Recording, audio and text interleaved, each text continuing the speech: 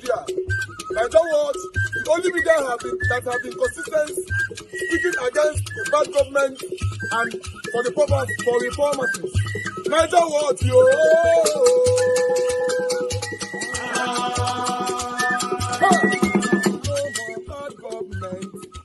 No more bad government. Nigeria Watch. No more bad government. Nigeria Watch. No more bad government. The only media that have been speaking. No more bad government. The voice of the voiceless. No more bad government. No more bad government.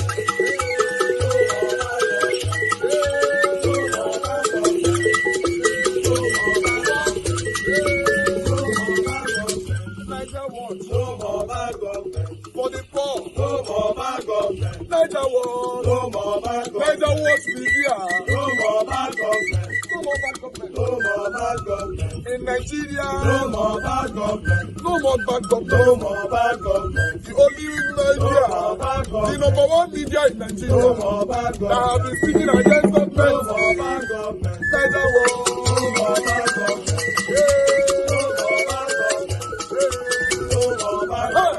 Nigeria Watch, yo. The voice of the voiceless. The voice of the voiceless.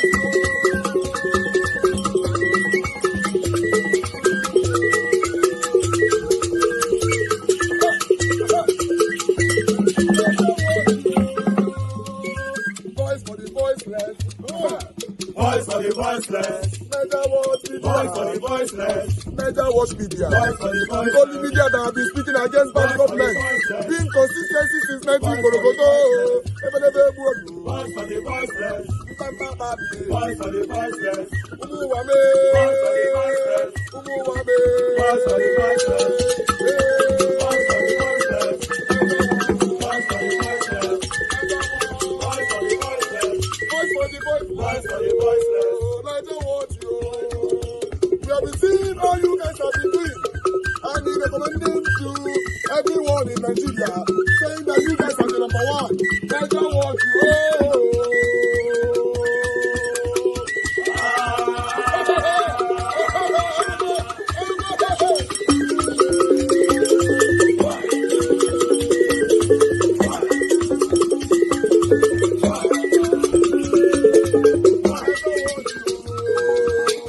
By the special grace of God, good morning.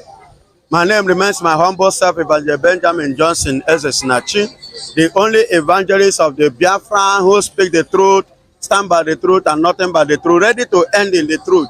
Now come to Obi. Let Obi be sincere to himself. I said Obi is not sincere.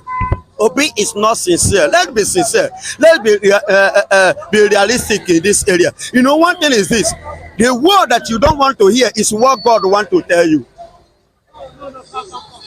Are you getting it? Why do you say Obi is not sincere? When I say Obi is not sincere, I want to ask a question. You know, there is another my people used to say, no, when you carry somebody's dead body, it seems as if somebody carry ordinary firewood. But when they carry your own brother or yourself, that is when your family will know what it means, or when you feel it. Obi, had it been that you are among the people that was murdered in a cold blood by this man, I don't think that you will forgive. Forgiveness, if you didn't forgive him, we would have killed him since. But we did not forget, because that is the two things. Even God doesn't forget. Go and search your scripture. God will forgive, but God doesn't forget. That is why when you commit one sin, every other sin, according to the word of God, every other one that which you have committed will be reversed back. You are correct, but let us understand. The congratulatory message, is it wrong?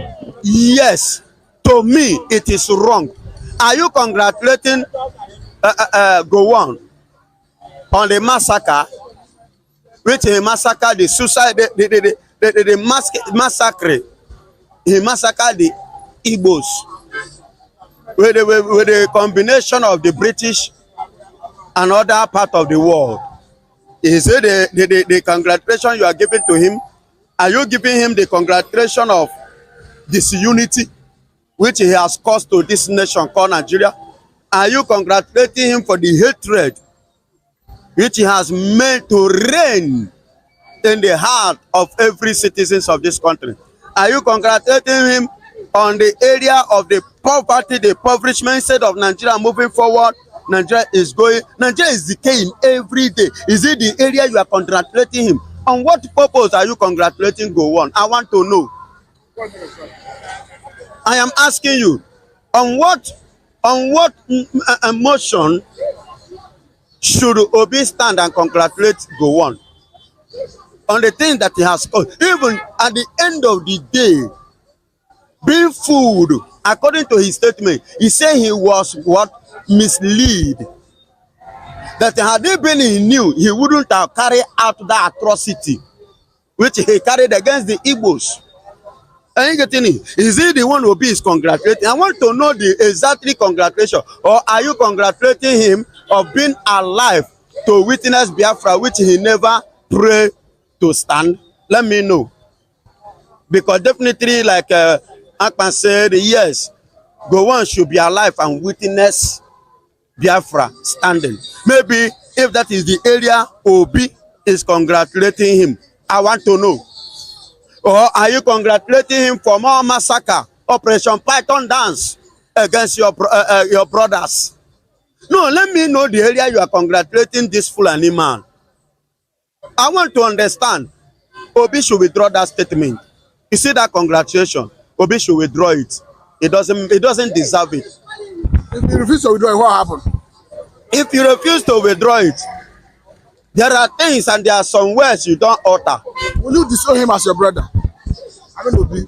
Obi being a Nigerian, and you know anything about Nigeria must separate itself from Biafra. So definitely when time comes, so we will know who is who. Now, let us briefly look at the response of Samuel to the judge. In a conversation, someone was asking him about the fate of the judge. He said because some people claim the judges are not Biafrans and say they are Biafrans. Yes. Now listen and listen good. But somebody say yes, of course they are Biafrans. You don't need to tell a child. When you are talking to a child know that he's a child. When a child is grow up, he will know that he has become a man. And as it is now, as I'm talking to you now, you cannot tell a man, you cannot decide for a man. A man decides for himself. He just knows where they come from and which they themselves have agreed. Ikwere Ekwetego. Meaning that Ikwere have agreed. So he just knows. Even the wavering, the unstable brother from Major Asari, in person of Asari Dokubo, have agreed. Despite the fact that it's unstable. Are you getting it? But everybody knows vividly well. He himself knows, his blood have told him that he's an Igbo man. They all know that they are Igbo. In that area, I don't argue much on that area. Are you getting it? By the special grace of God, Isoluku and some part of Inasaba, in all those places, by the special grace of God, I have been there in family liberations, in family prayer. I visited all those places to the glory of God Almighty, not by my power. Are you getting it? And how do we communicate? You see many of them speaking Igbo. You see them speaking Igbo. We communicate with Igbo. We are not speaking like, oh, come, go. I swear akpa ali Igbo. Ma swara ha masukwara mo. So what I mean is that I speak Igbo to them. And they speak back to me. They reply me and they answer me with Igbo language. So why are we saying that they are not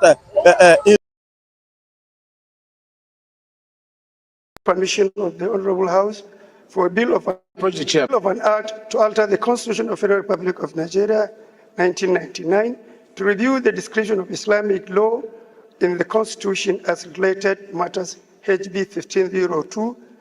I so move, Mr. Speaker. Any second? Yes, sir. Kwakwansia. Thank you, Mr. Speaker.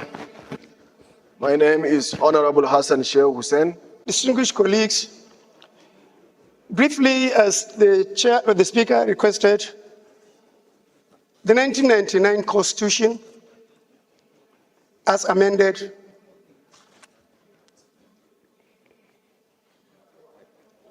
the 1999 Constitution, as amended, Mr. Speaker, provide for a personal Islamic law in the Constitution. The Constitution did not envisage the dynamism and the development coming off in the country. In 2003, the Constitution did not recognize that the Islamic commercial law, Islamic company law, Islamic international law, Islamic public laws. In 2003, Mr. Speaker, Taj Bank came up under the commercial Islamic law. In 2019, another bank came up under the commercial law. That means the Jaiz Bank, not the Taj Bank. The Jaiz Bank was in 2004. The Taj Bank came in 2019. Mr. Speaker, sir, if you look at the personal law, it only encompasses marriage, divorce, and the inheritance. Therefore, what I'm requiring is the removal of the removal of personal in section 24 of the Constitution, section 262, section 277, and section 288, so that other relevant laws like the commercial law, Islamic commercial law, the Islamic company law, the Islamic international law can have a place in the Constitution. Therefore, Mr. Speaker, this is what I want the honorable colleagues to support so that this amendment can be done. I so move, Mr. Speaker. Honorable Mr. who is calling, I think, is in the right direction to give a backup for the commercials and other laws that already they are practicing without proper backing, particularly in our Islamic-related financial institution of not only limited to Taj Bank or Jaiz Bank, but there are several banks that are now practicing, particularly the Mudahara and the other sharing formulas. I think this is a very welcome development that it will give even an economic leeway for the nation to see the goodness of such practices in our financial institution to get the backup of the law. I do support. Thank you, Mr. Speaker, sir. Yes, Bob Solomon, please. Solomon Bob, from the great state of Rivers. Now, this matter, actually, I think it will be dealt with in better technical detail at the committee level for constitutional review, because there's so much to say about this kind of okay, I'm sorry. I was told you were not listening to me. I'm saying that this bill will be better dealt with, in broader technical detail at the level of committee for constitutional review. But straight off, the section you're referring to, if it is removed, the word personal is removed, the implication immediately is that Islamic law will now have a general application with respect to criminal law across the country. The word personal there was put for a purpose. So if you remove it, that's the implication. It will have great consequences. So we can look at the details of what you're trying to do, what you're trying to achieve, and advise at the committee level. With respect to the references made to Taj Bank and Jaiz Bank, their operations are not being in any way hindered. There are regulations dealing with those matters concerning banks, CBN Act, and all the rest of them. So those are matters that the banks can deal with. They don't have to incorporate, or attract or drag interest with respect to commercial ambitions to the Constitution. So essentially, Mr. Speaker, my point is, this bill should be referred to the committee on constitutional review, where we can sit down and then look at, it to a T in every way. Thank you. Thank you for making it brief. I like the federal constituency of Osun State. Mr. Speaker, I want to, with respect, differ from the mover of the bill on the need for us to amend the Nigerian Constitution in this particular instance. And I'm saying this, Mr. Speaker, because as students of history, we all know the issues surrounding the particular section in reference, especially at the various constituent assemblies leading to the 1979 Constitution, the 1989 Constitution that was not promulgated, and now the 1999 Constitution. Mr. Speaker, the drafters of the Nigerian Constitution are very conscious of the secularity of the Nigerian nation, and also very conscious of the sensitive nature of religion. And I remember the 1976 Constituent Assembly, the 1979 Constitution, was very, very contentious on this matter until the then federal military government came in to stop further debate on this matter and took a decision that the application of Islamic laws will only be constrained to personal matters, which has to do with administration of estate and some other issues.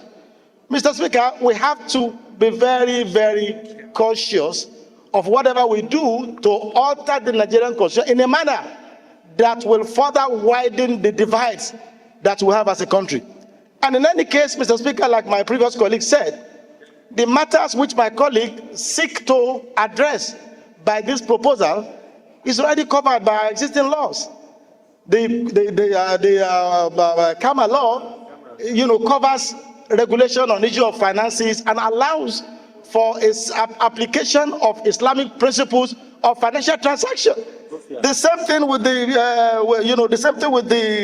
CBN Act, like you rightly said. And the moment we allow the Constitution to be altered to take care of all manner of interests, we will no longer be in the state where the sanctity of the Constitution is respected, and the intent of the drafters of the Nigerian Constitution via or as regards to the secular nature of the Nigerian nation might be threatened if we allow this to go on. Mr. Speaker, I sincerely think that this bill should not pass on for the second reading for these reasons I've adduced. Thank you. Thank you. Abdul Hakim Kamilo Ado, representing Udilgarko Federal Constituency, Kano State. Mr. Speaker, I would like to make it brief to say that while being cautious, but we have to consider, and considering also the divisions we have in this country, we have to consider the ethics, the values, and the interest of the masses. Because we are here in this hollow chamber to represent the Nigerians, and also not to make a religion or a tribe or a community, not to constrain them from practicing something which is their way of life. We all know that Nigeria comprises of so many religions and also tribes and communities. But these religious matters, we consider it as a way of life, not just a mere religion. So considering the ethics and the values and the interest of the masses, not looking at the division or being cautious of what this will cost, Mr. Speaker, I think this bill is supposed to pass for the second reading. In my opinion, Mr. Speaker, we need to commend the Honorable Misau for coming up with this bill in order to unite and to create a room, free room, or an interest for people that are practicing Islamic religion to practice their religion freely and to consider some way of lives which comprises so many things. Talk less of the commercial that he talked about. There are so many things we need to consider in order to encompass it under this bill. If at all we are considering this bill to be passed via the committee, then, Mr. Speaker, as you said earlier, that we are here as parliamentarians in order to pass bills, and it doesn't have to go through the committee. So we can pass it, and then later on the committee can consider what they can do about the bill. But we are here to debate it, and we are debating it. So let us go on with the debate, and later on consider what we can go with in this hollow chamber. Thank you, Mr. Speaker. Thank you very much, Speaker. My name is Honorable Isa Muhammad Anka, representing Anka Talata Mafra constituency. I'm from Zamfara State. My able Speaker, our honorable colleagues, I wouldn't want to dwell on issues already spoke by the last speaker. In other words, he has spoken my mind. But the other speaker, the last but one, talked about karma. Karma is already embedded in the constitutions. Therefore, it takes care of other commercial laws. And I think we need to understand the subject matter of this bill. The bill is calling for description of Islamic law. In other words, the bill is seeking the House to define, because of the existing situations now, looking at the issue of, like he rightly caught, other commercial laws that have not been embedded, that have not been taken care into the Constitution. I think it's a straightforward bill. He is not calling the fact that, he's not calling for expunging the existing Sharia law, but rather to define it in order to encompass all those, existing situations that have just come up. That is my contribution, sir. Thank you very much. Yeah, he's not talking about Sharia law. He's talking about the Constitution of the Federal Republic of Nigeria. So that we get it right, his bill is about the Constitution of the Federal Republic of Nigeria, not the Sharia law. Okay, Jonathan, please, let's hear you. And I represent the people of Karu, Kefi, Kokona Federal Constituency of Nasarawa State. Mr. Speaker, when it comes to governance of a nation. Mr. Speaker, our Constitution allows for freedom of worship of all religions. Mr. Speaker, we would not sit in this hollow chamber and restrict ourselves to just a few. If we begin to put such components into the Constitution, tomorrow the ecclesiastical faction comes up. The day after, the traditional faction comes up. The day after, all other components begin to come up. And what happens to our grand norm that is supposed to be the foundation of our existence? Mr. Speaker, Nigeria has never limited anybody from practicing his religion. You go to states like in the north, where you have Sharia being practiced as the criminal code for those states. It is because it's peculiar to them as a people and as a persons. By the time we begin to expand it and bring it into our constitution, we are not an Islamic state. We're a secular state. We're not a celestial state. We're a secular state. We are not a traditional worship state. We're a secular state that respects and gives everybody a sense of belonging.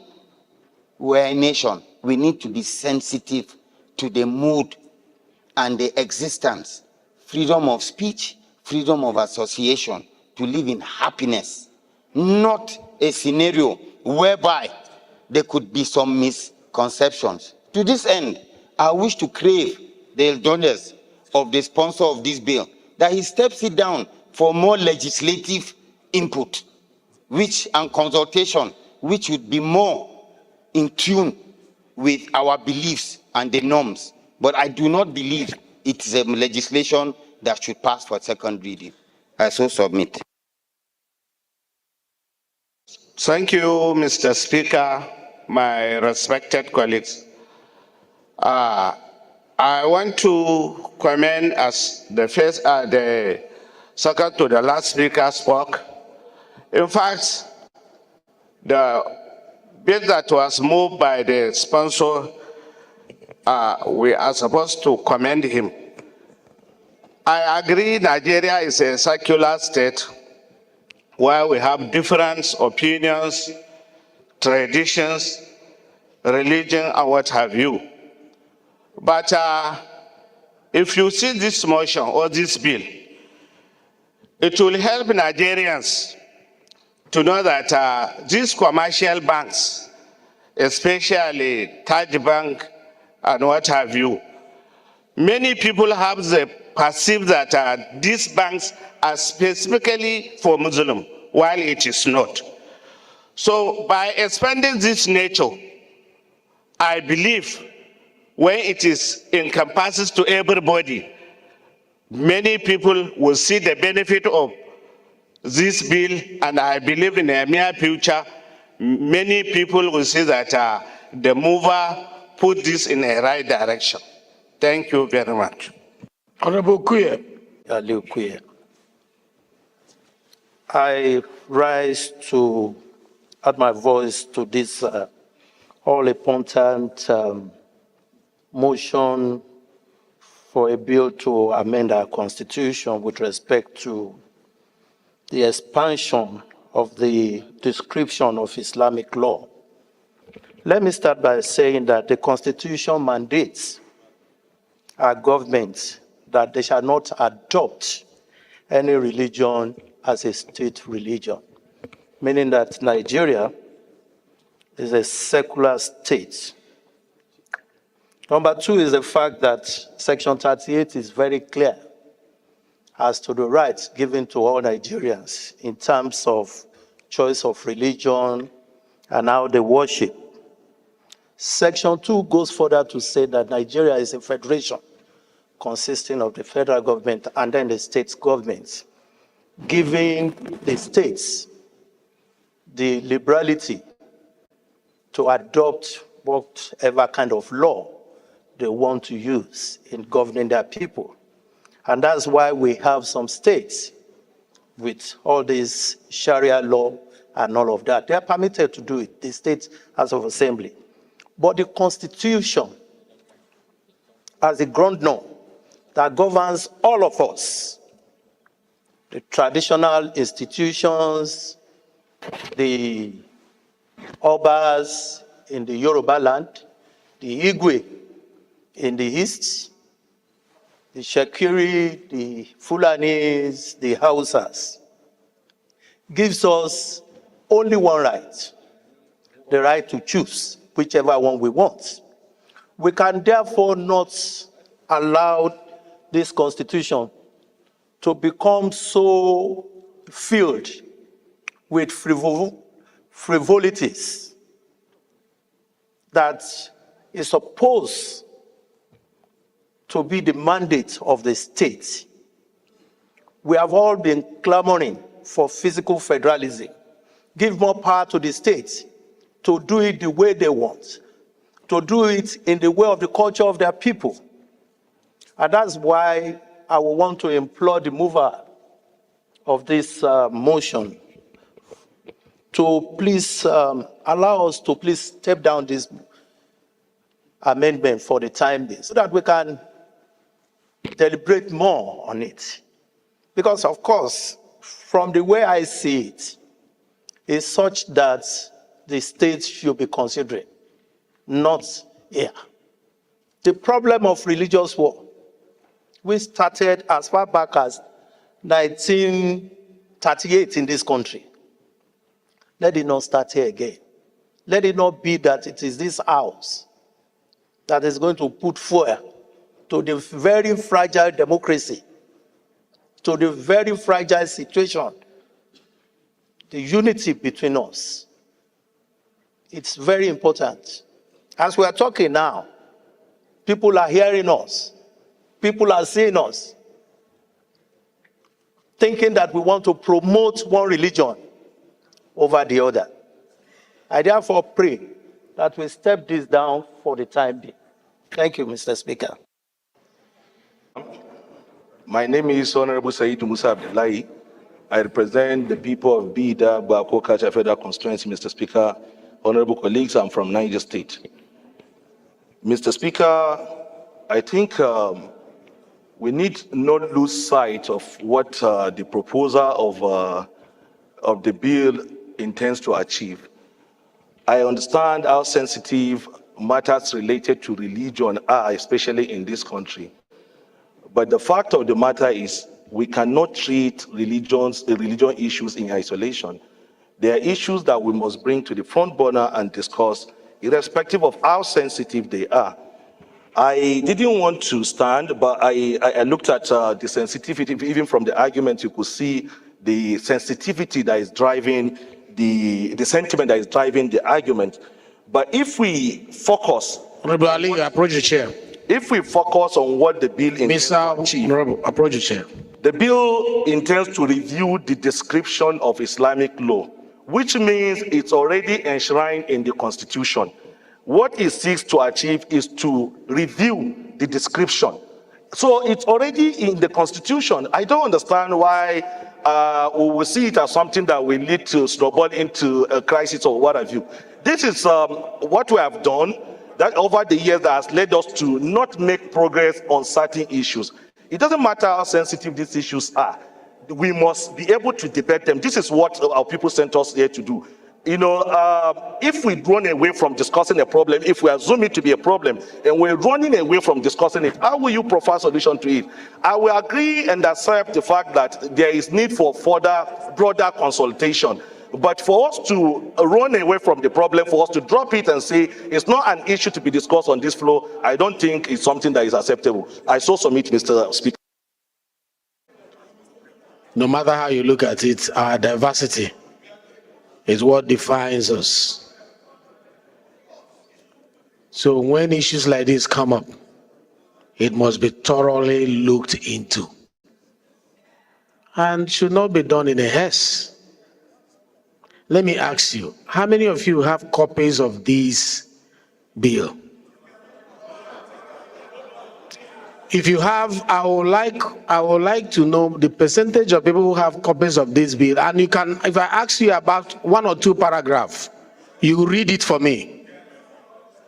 If I appoint you now, say, give me 2, 3 paragraphs in that bill, and you're able to mention it to us, it means that you have it.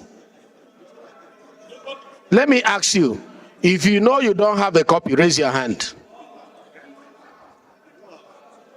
And it is the rule of this house that you must have a copy so that you debate from that copy.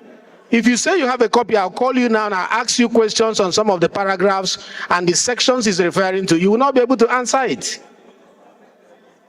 And this issue is an issue that we need to thoroughly analyze. Please, order, please.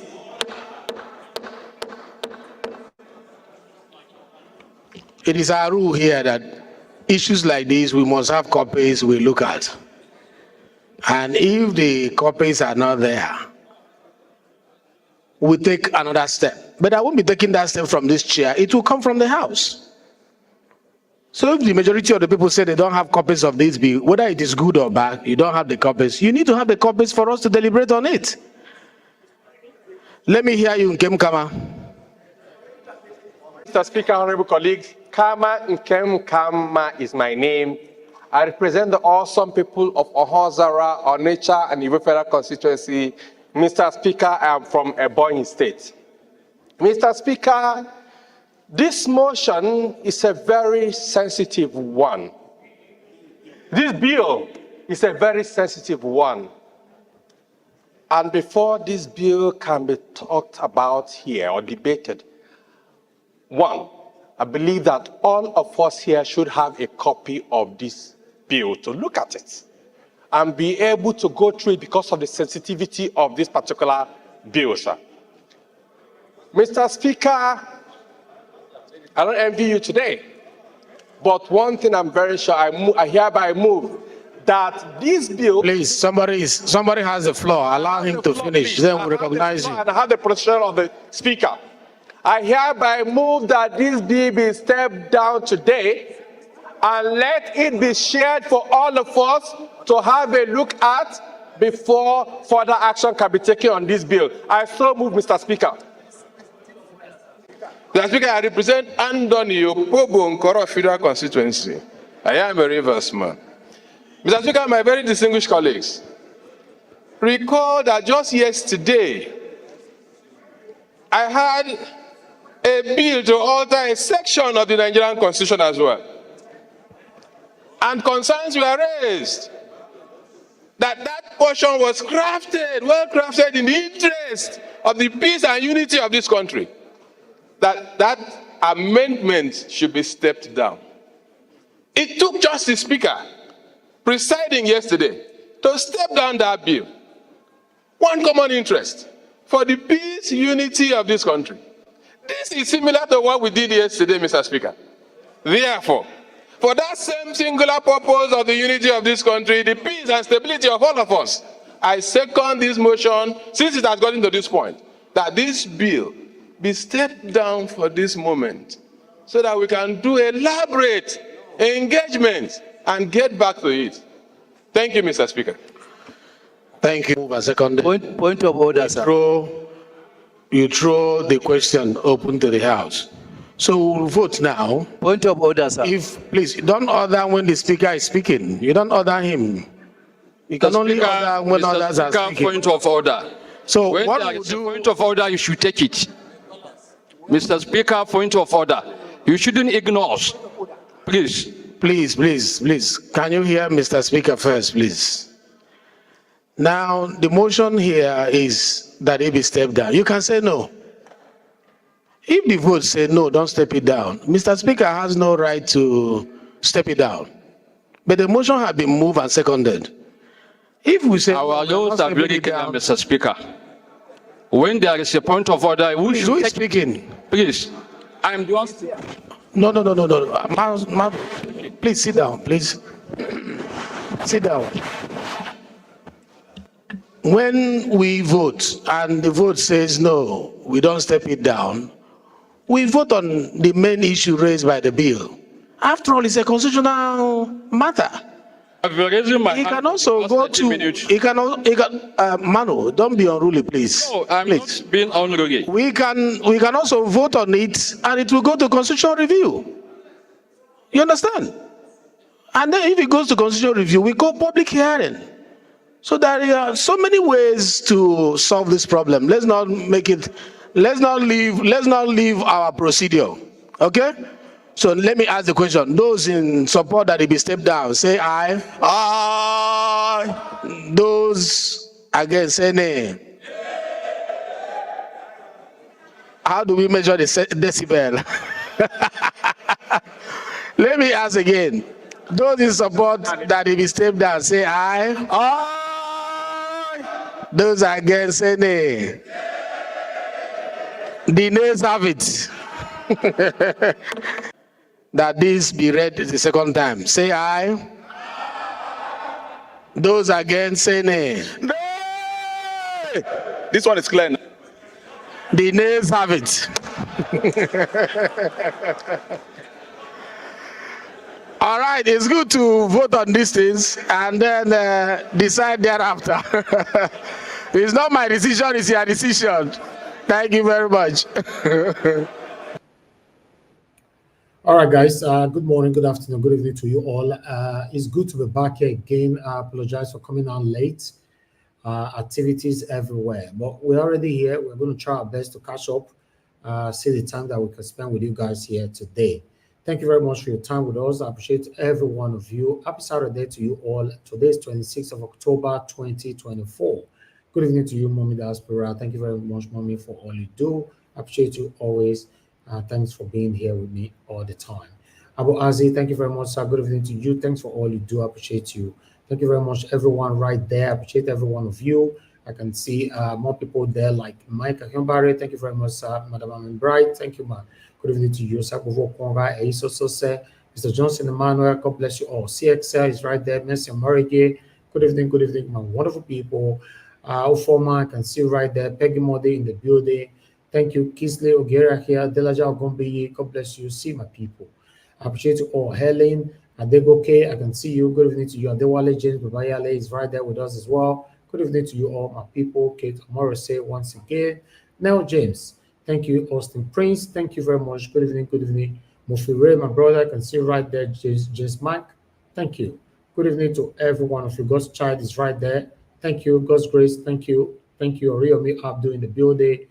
Thank you very much. Michael Carter is right there with us as well. Then we have more people. Rosie Ayosh is right there. Arinze Shukuma is with us. Good evening, my people. Appreciate you all. Then we have Patricia Enofe, my dear sister. Thank you very much for joining us. Good evening to you. Thank you very much, my people. Do your part. Press on the like button. Help us to share. I just wanted, because my presentation continues, but I just wanted to quickly say something about that bill. Yes, it's beginning to become a reality, or about to become a reality, the meaning of Muslim tickets. Some of us might not understand what that video stands for. Listen, that video is a very, very important video. That deliberation was a very, very important deliberation. We are not sure what the outcome is going to be. Remember Sharia law.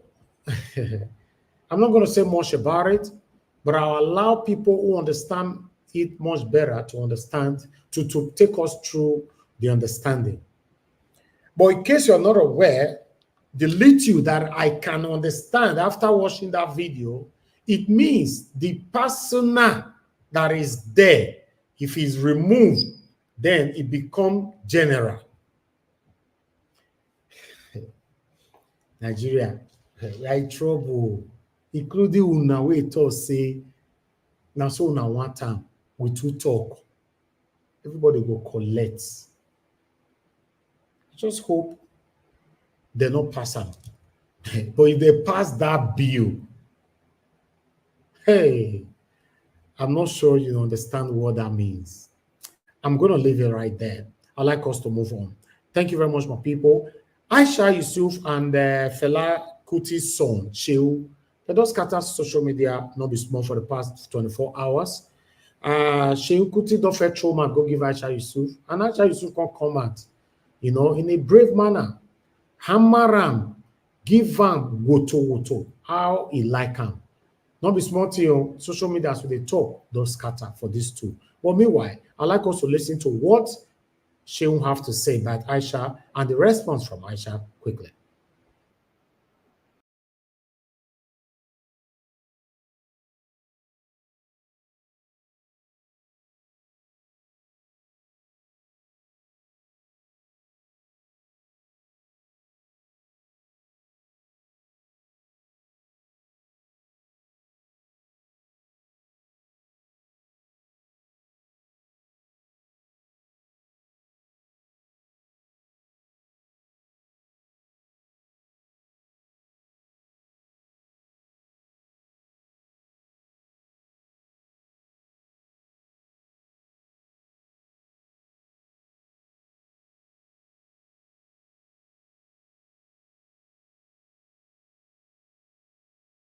Nothing but an Arab and a European. Once you're a Christian and Muslim, you have abandoned Africanness and embraced European and Arabic ideal as the idea of life. Any freedom that women enjoy in Nigeria today is because of the capacity of Africa to respect women. That one hijab for head, say one liberate Nigerian women. Motherfucker, liberate yourself from your hijab first. Can you liberate yourself from the hijab? But you want to liberate Nigerian women? Are you? The place where that hijab is from, you cannot drive car as a woman if you go there. If you live in Saudi Arabia as a woman, can you drive only to drive car? Talk about to be in government. Talk about, can you do anything there? But we, African tradition, it is African tradition that allows for African women to enjoy themselves as you have always enjoyed yourself. In fact, if you read African history, it is part of the reason why Europeans and Arabs hate us. Because of our women, the freedom we give women. Go and read our history. Go and I have books that speak on European narrative of their first experience with African culture. One of the first things the Christians and Muslims complained was that the women were too free. The women were too respected. That which kind of society be this? Where they respect women? Are you people mad? Are you respecting women? We fought for that. We defend our women. We died for it. Both men and women, though. Yeah. Not only African men, but Africa. So African men and women. It is Africa that you enjoy as women, bro. It is Africa that you enjoy as women. Don't let anybody, it's not Europe. European culture says a woman's place is in the kitchen. I say it anywhere. The European relationship with woman. That's why women in Europe must create feminism and be fighting. All right. Now, so it is start, although he give our women anyhow he like. But that was not the focus of Aisha Yusuf. The focus of Aisha Yusuf was that he insulted her father. You know, say normally, any pikin where they come, I've talking for this platform before, where they come from outside and then they beat your papa or then they beat your mama, and you can't reach there, you can't ask, say, Daddy, what happened? Why did they beat you? You are a useless child. Yes, you are a useless child. So Aisha Yusuf responded to this, but in a different way. I'd like us to take this one together quickly.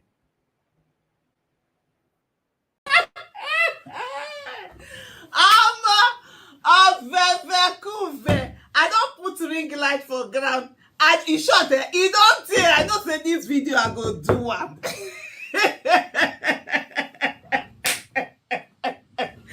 But I knew that he took.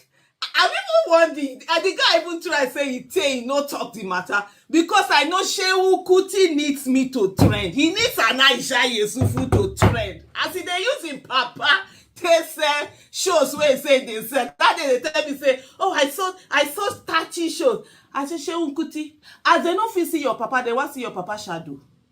See when say people buy your show. I saw 30 shows. I saw the anyway, Sha.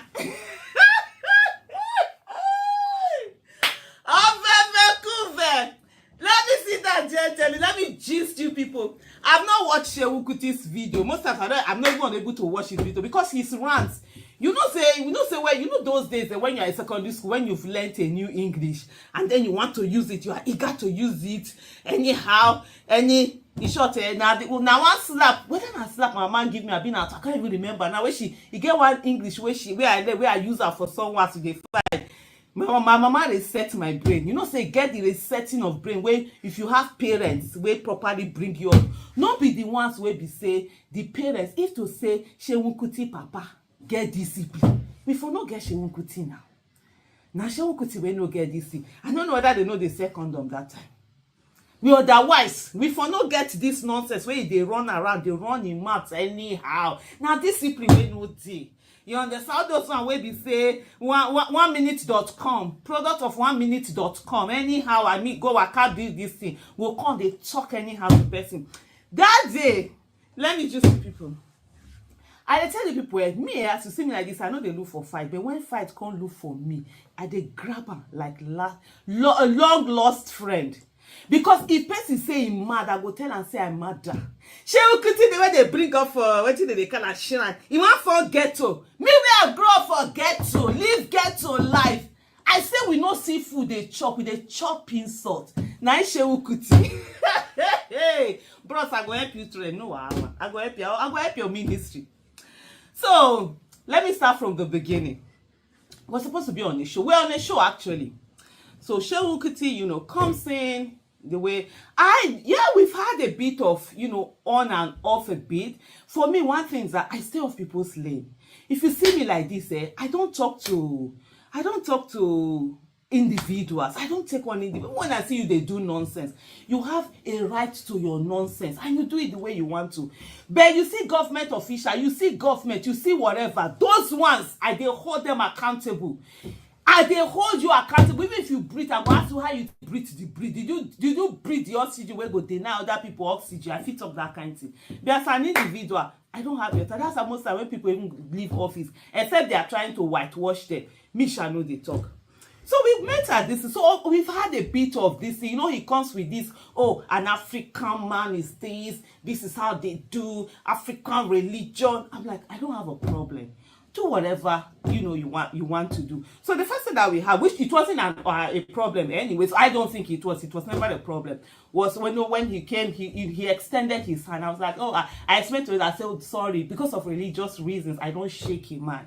Usually I tell, I don't shake a man, I don't hug a man, I don't touch a man. Even when we are doing pictures, I always used to tell them, give me my Shariah space. You know, people that understand, they even laugh over it. Some of my friends will come and stand, okay, give Aisha this. There's always that. I was like, this is it, right?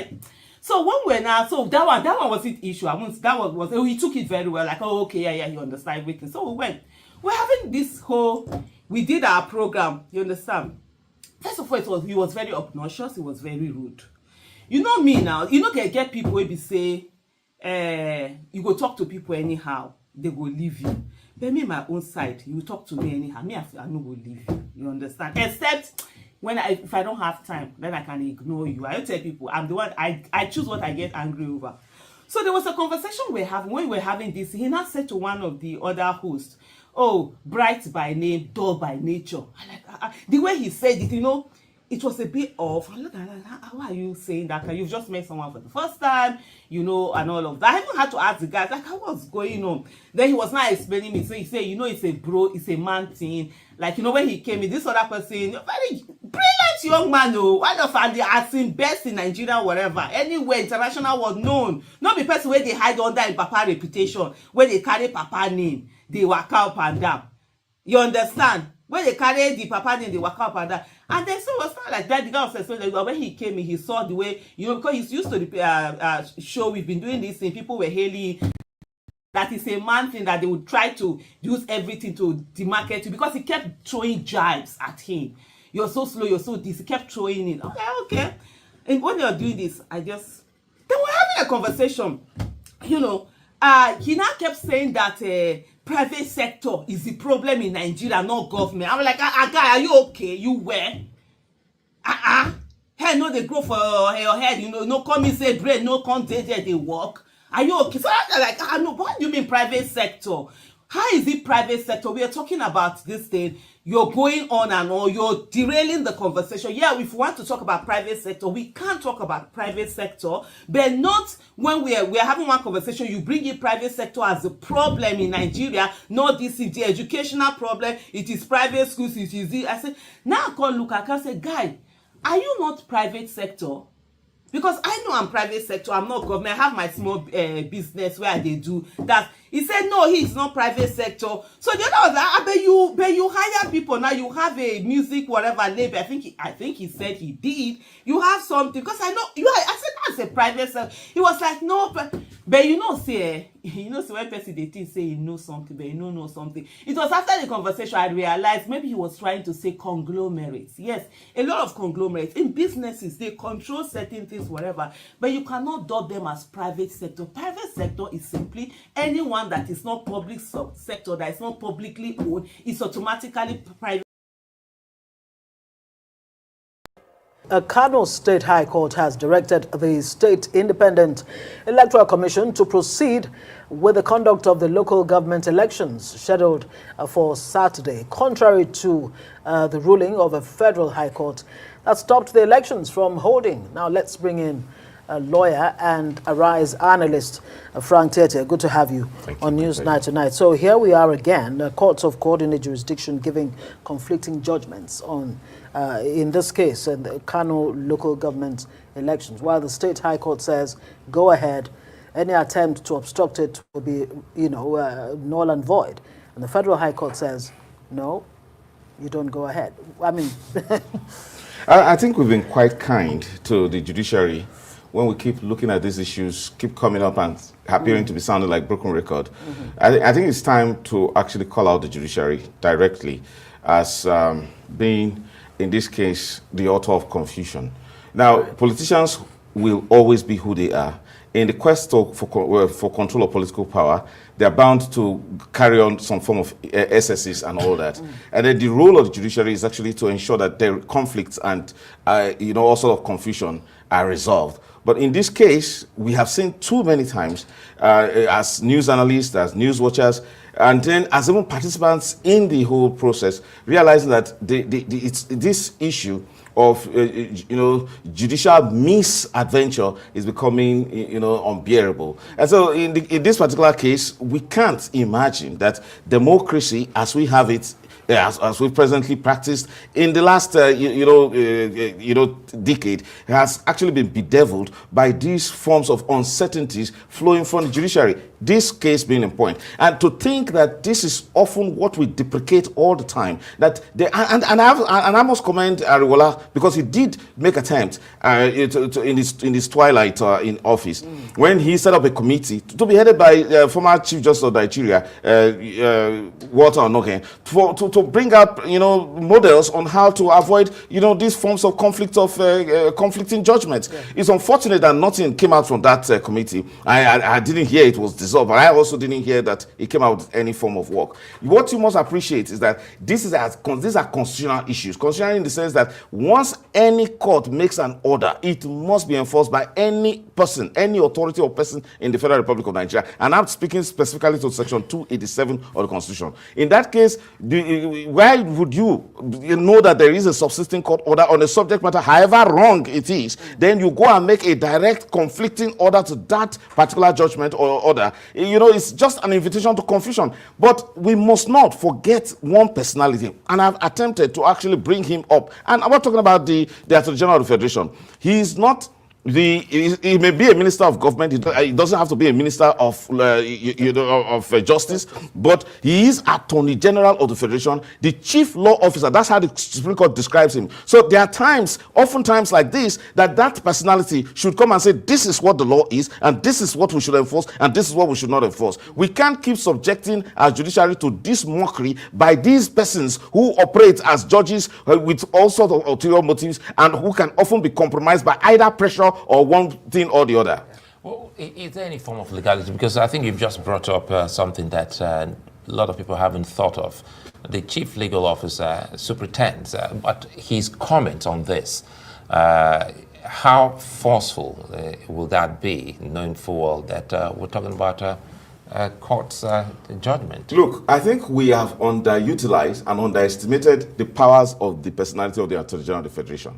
Because we're talking about a chief law officer. Those are not my words. Those are the words of the Constitution. Meaning that instead of subjecting judicial decisions and determinations to debates and often news analysis, as we often do here, the personality of the Attorney General oftentimes should be the one pointing out that this is what the law is at every material time in this country. And if there is any conflict to what he's saying, go to court. And when the court has so said, he has a mandate in pursuant to Section 287 and particularly to his massive powers under Section 150 and 174 to not say this is the direction. And look, I haven't seen the Attorney General make such kind of direct and strong pronouncement or taking positions, whether in Kano State or in Rivers State crisis, whether it has to do with the members of the House of Assembly, or even in the case of Kano with regards to the who should be the proper emir in Kano. Right. Now, don't forget that he's not the Attorney General of APC, he's not the Attorney General of Nigeria as we speak, he's the Attorney General of the Federation, which means every matter of law, whether it has to do with a local government that has assumed some measure of national interest,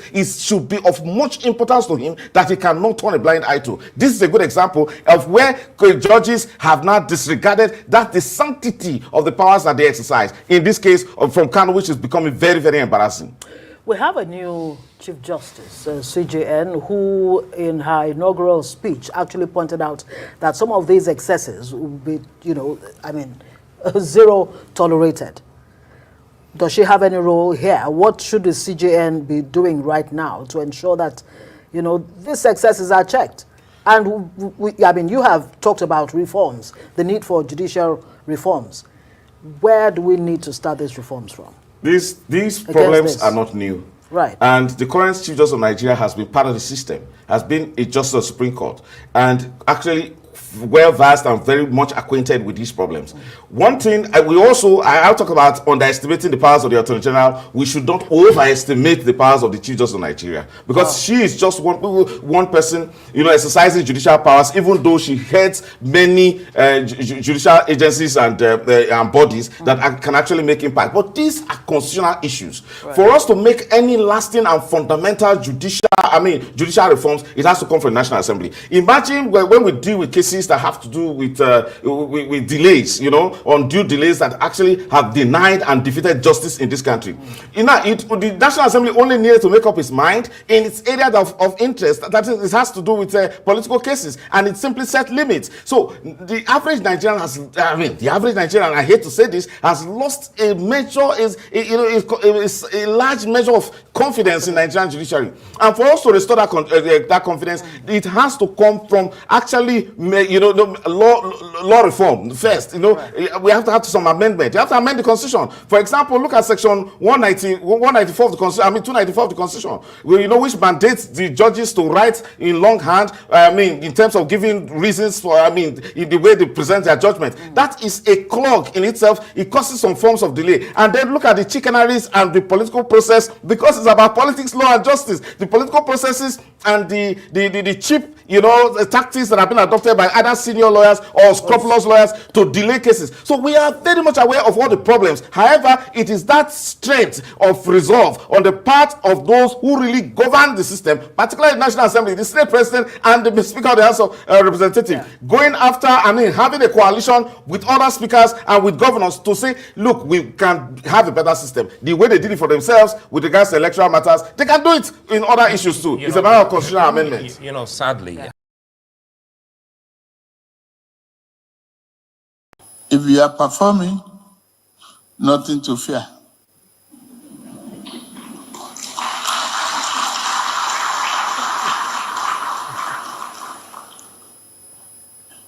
If you miss the objective, we review.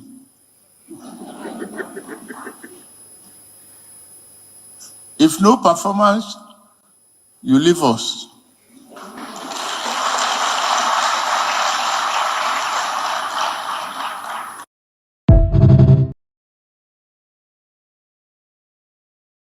Tinubu, I wouldn't know the things I know today.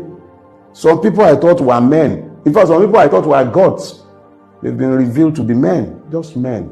How would we have known how useless our judiciary is if it wasn't for Tinubu? Men who used to talk about citizenship, freedom, electoral rights, it doesn't matter to them. Some men would have gone to their graves with honor if it wasn't for Tinubu. Do you know how many people Tinubu has torn naked?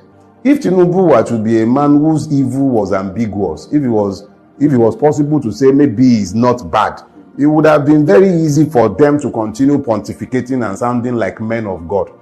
But the fact that the man is so unrepentantly and clearly evil, and they have found accommodation for him, and they are the ones excusing the evil, explaining the evil, looking to normalize the evil, Tinubu can only be thanked though.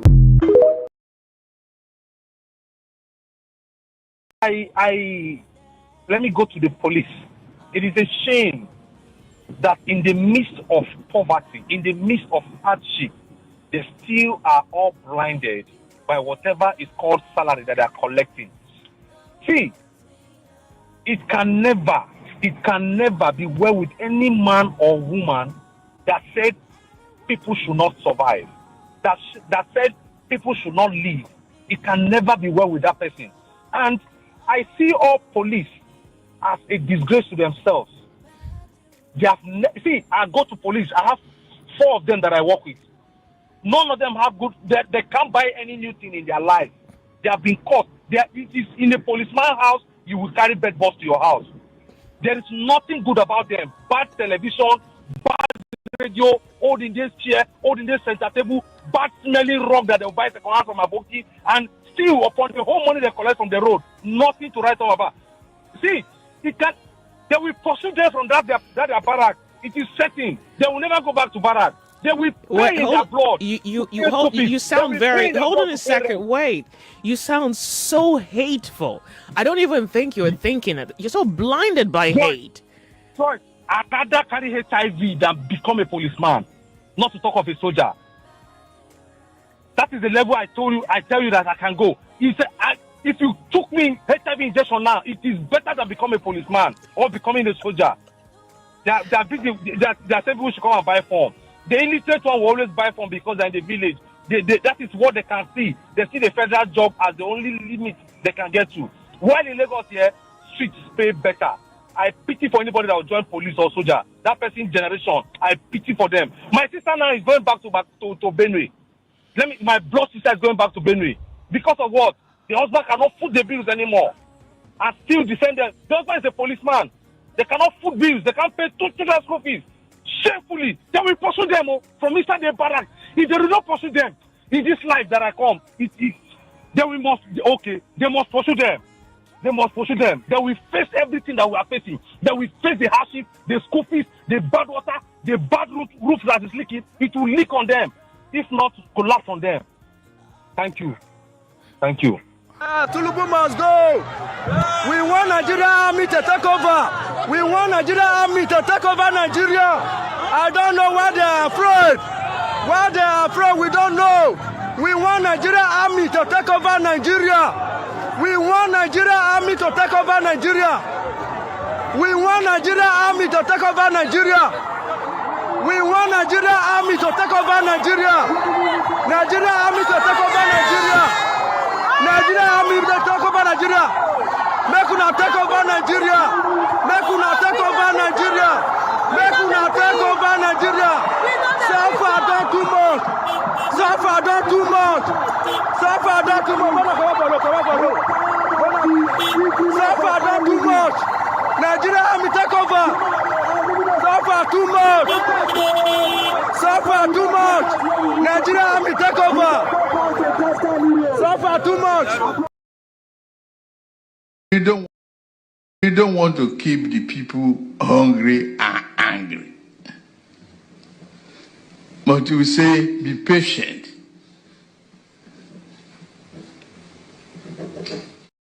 We don't want to keep the people hungry and angry. But we say, be patient. There is no free beer parlor anymore.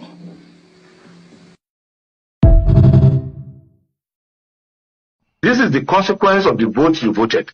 And it's too early to cry now because actually the real problem hasn't come. This is the consequence of the vote you voted. And it's too early to cry now because actually the real problem hasn't come. This is the Westman, Yakofo, Samale, Yakofo, Aziz Karaset, Yakofo, Wale, Yakofo, Susidi, Yakofo, Wabi, Yakofo. Come on, Mr. Kotonomic share with Sisi. I'm not give Kotonomic share.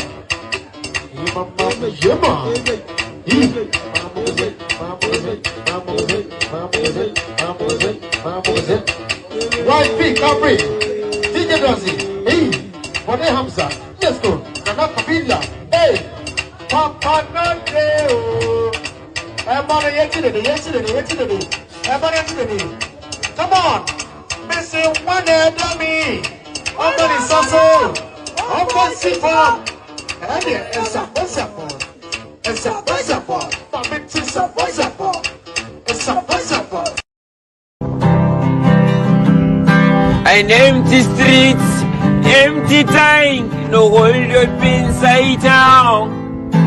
Shake your panza, naira no even reach dollar. Way yo, home ga home. Stomach getting ulcer. Gaskiya this boy she go far.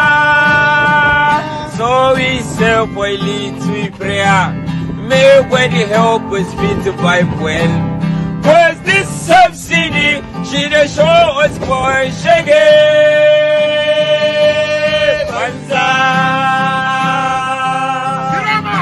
An empty street, empty time, the whole of inside town. You are woke, chickens now getting ulcer. Away yo.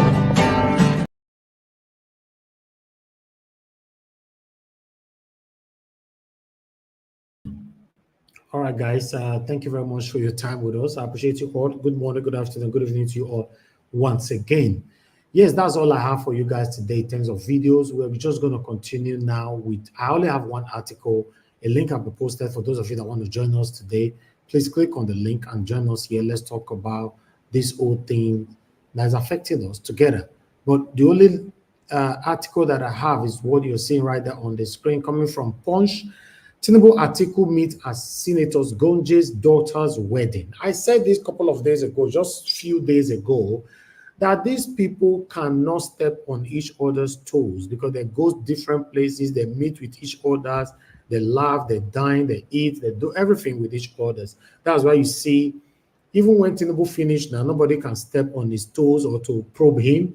Tinubu did not probe Buhari. Buhari did not probe Goodluck Jonathan. The same thing with governors. You know, Oshomole did not probe Osumbo. Osumbo did not probe Lucky Benedion. Obaseki did not probe Oshomole. And Okpewolo certainly is not going to probe Obaseki. So this is just the problem we are facing in this country. These people, they are all friends. These guys are all friends. Look at them. Look how they are smiling, laughing, jokingly. You know, look at them. Look at the smile right there on Atiku's face. Look at Akpabio. Look at a lot of them. So we don't understand. Does it mean that now we don't know what they do now, be waiting they happen? I don't understand. These people know they question themselves. They only come into power and start saying, oh, the previous government, my predecessor, is the one that put us where we are today. We are struggling to fix Nigeria because the fault is not coming from us.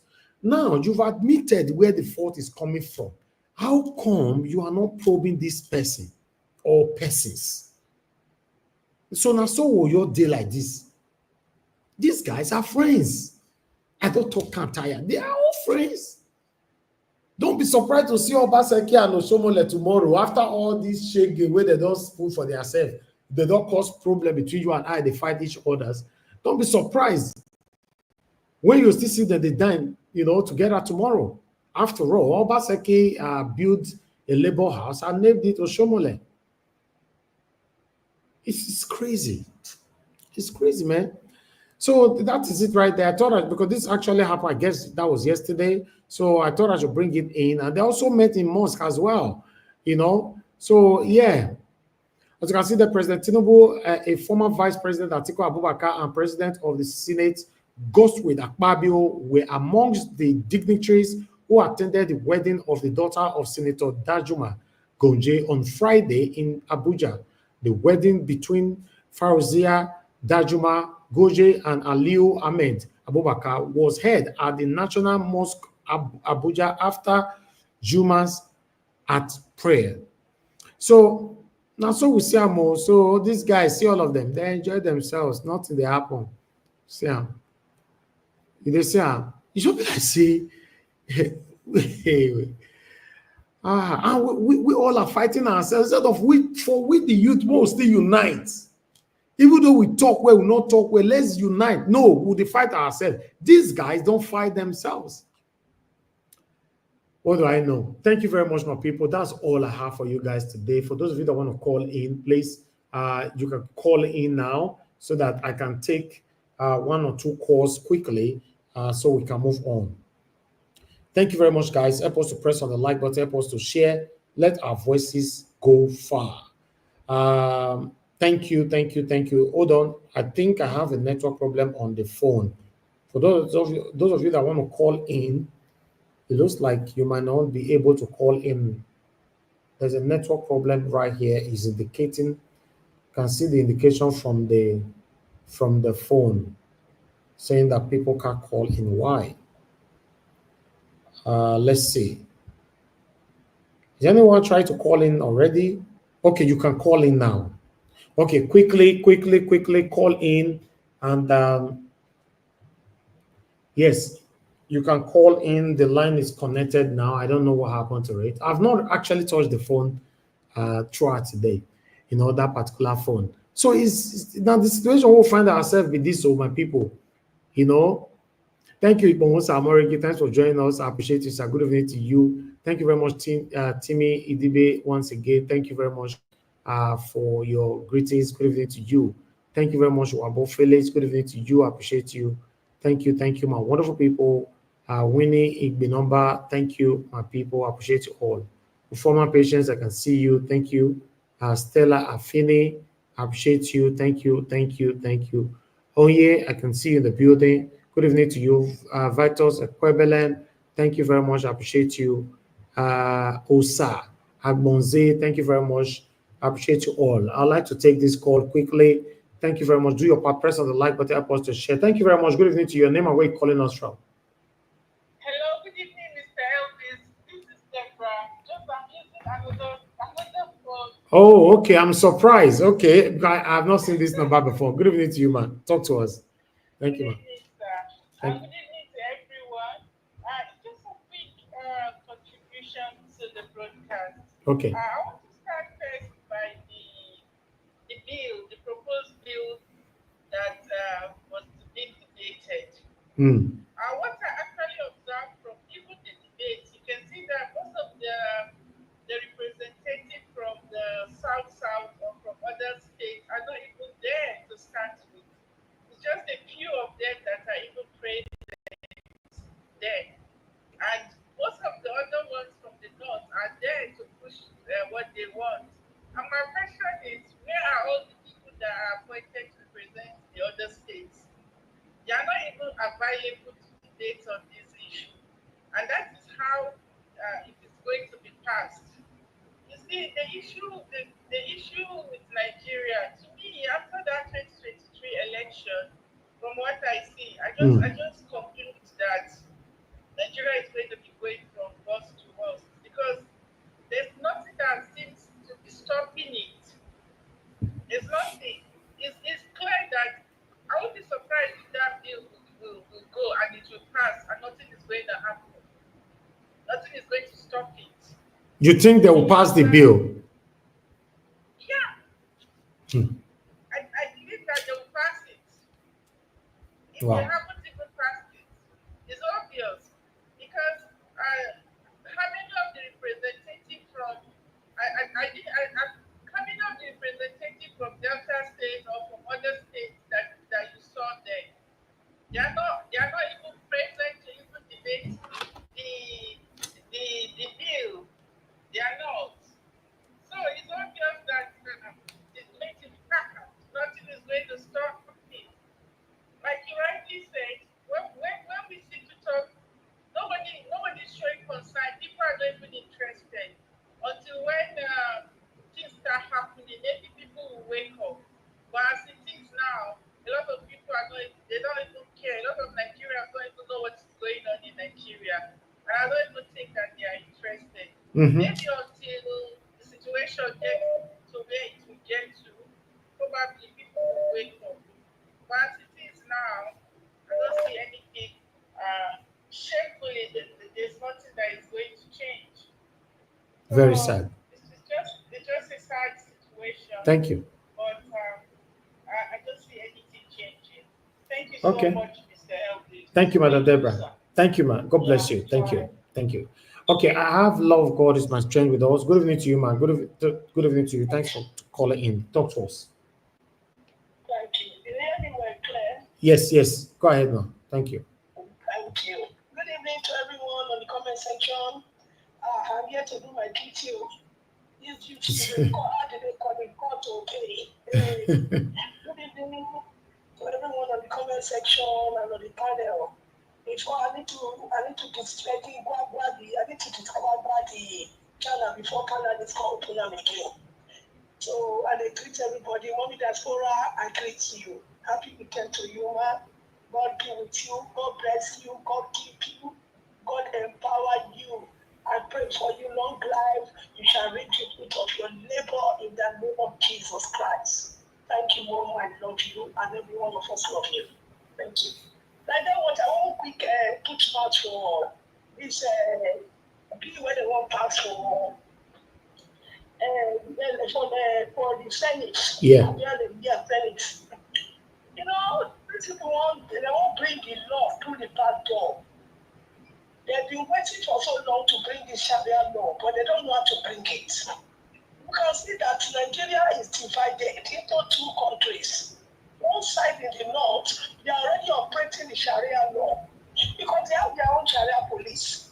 They are both around arresting people, dealing with them in their Sharia law. You can see how they arrest some people, they will take over with their motor. That's what they do in the north. But in the south, we are still using the circular constitution, the normal constitution that we use. But in the north, they can arrest people who have bars, who have where they sell drink, when they have alcohol, they will pack the alcohol and they break the alcohol down.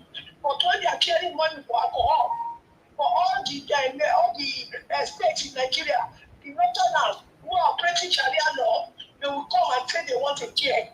But those who are operating their business in their land, they refuse them to sell their alcohol. So you can see Nigeria is already divided.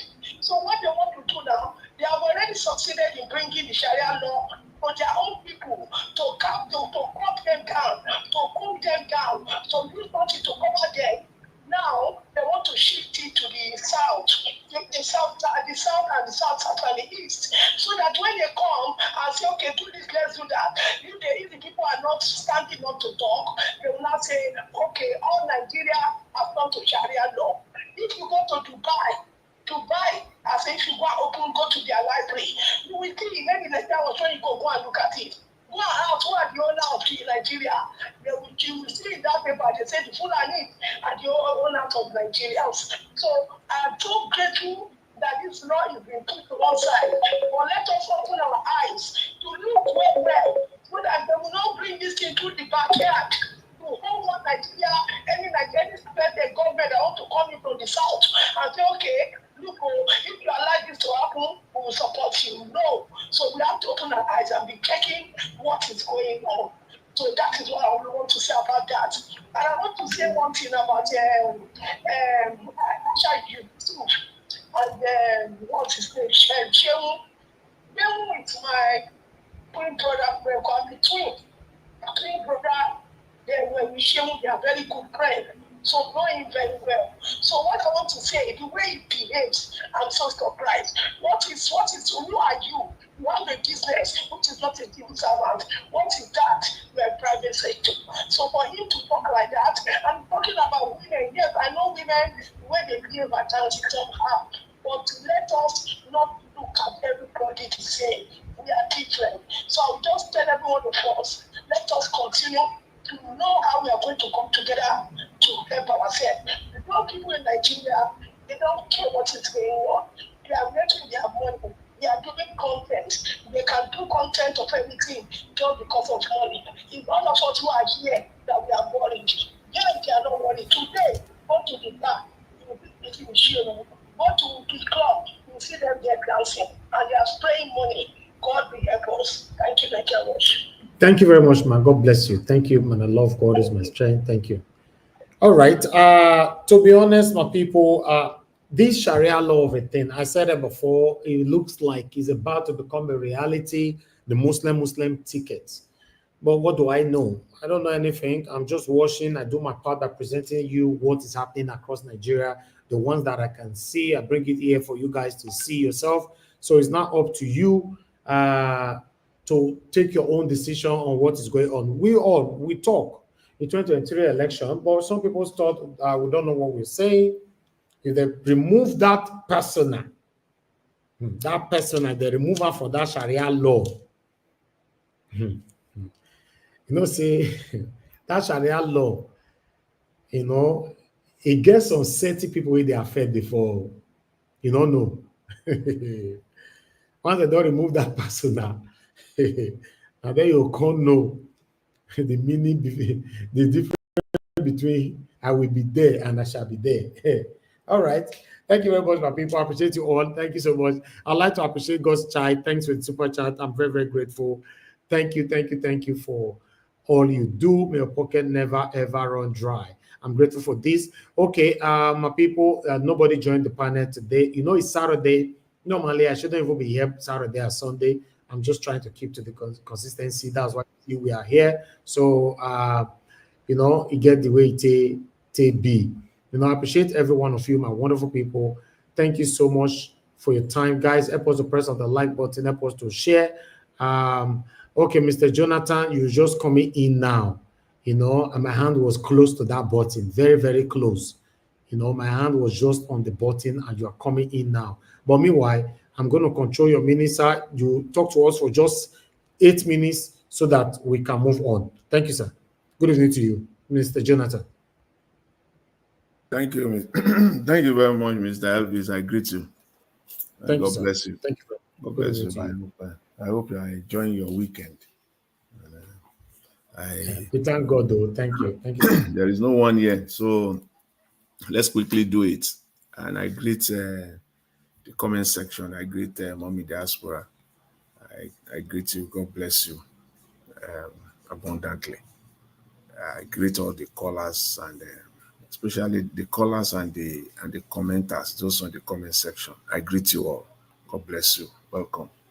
Yeah, I think I just heard you now. You just said it. You said that is the key. You said the word persona. If they removed it, then is it shege they are saying now? They will not. It will be the one that they will, especially those 12 northern states. People there should, if you are not a Muslim, or even if you are a Muslim, you are not an active or a Muslim or a practicing one, you should be preparing to pack your bags and save your life and your family. That's word persona. Let me even start from there, since you just mentioned it. Let me start from there. See, people always say, and people have been saying it, that Nigeria is not a country. When will people get it? I don't understand. It is not a country. In 1999, for us, we need to set the record straight here before people will start. People who don't know anything, because a lot of people want Nigeria to be good. They come out to different platforms and, they are following the news, but they are following the news maybe from the last 5 years to 6 years, at best, or at most, maybe 10 years. And if you are doing that, there is no way that you will not fall into error in your judgment when you are dealing with Nigeria. You need to go back to history. That's the only way we can get things right. We need to go back to. So let's lay it out. Let's lay it out now before some people will come and be distorting history. Since 1999, and I will not even go too far, just 1999 to date, the first three Senate presidents from the Southeast. Chuba Okadigbo was the one who started with Obasanjo from Anambra, and now is from Anambra, one of the representing Anambra North, if my history serves me right. Anambra North, Chuba Okadigbo. The second one after him was Pius Ayum from Ebonyi State, somewhere Ebonyi South or Ebonyi Central, like much more. But where they come from that state specifically, let me leave that. But it's Pius Ayum Pius is from Ebonyi State. The third senator in this present Fourth Republic that in Nigeria is Adolphus Wabara from Abia State. These are the senators that superintended the passage of the Shariah law into the Nigerian Constitution. It was the governor of Zamfara, that man from Zamfara, Yerima, Sonny Yerima, 1999, the first governor in this present dispensation from Zamfara. He was the one who introduced Sharia law. They brought it to the floor of the Nigerian Senate. It was these three senators that I mentioned, they were in charge.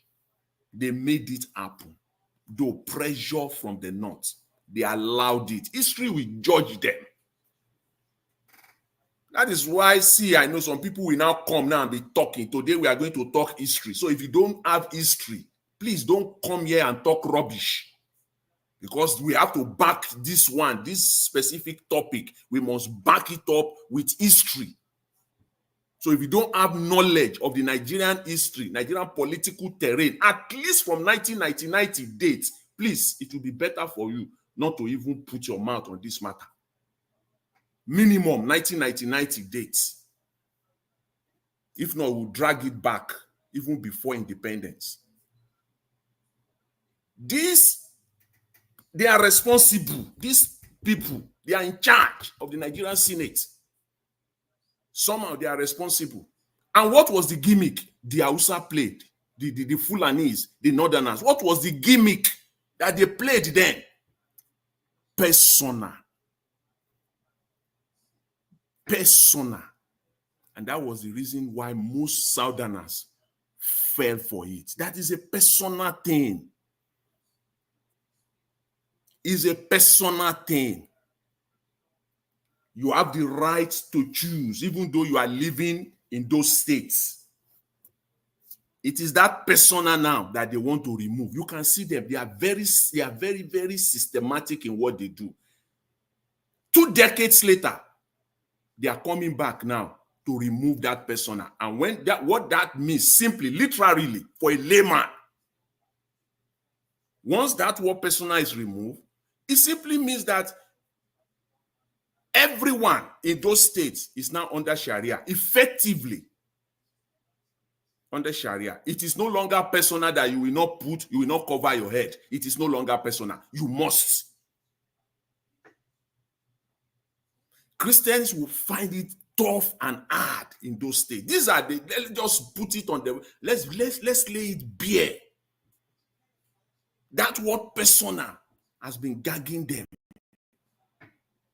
And they are coming under the guise of commercial law. They are so crooked and so tricky, and Southerners fall for them for a piece of cake. For what? That is so that it has to do with commercial law, Sharia commercial law, and Sharia international law. That is the way they deceive them. This were the comment of Oshuba Okadigbo then, at the end of the day, when he succumbed, that it is a personal thing. It's a personal thing. You choose if you want to. You are not compelled.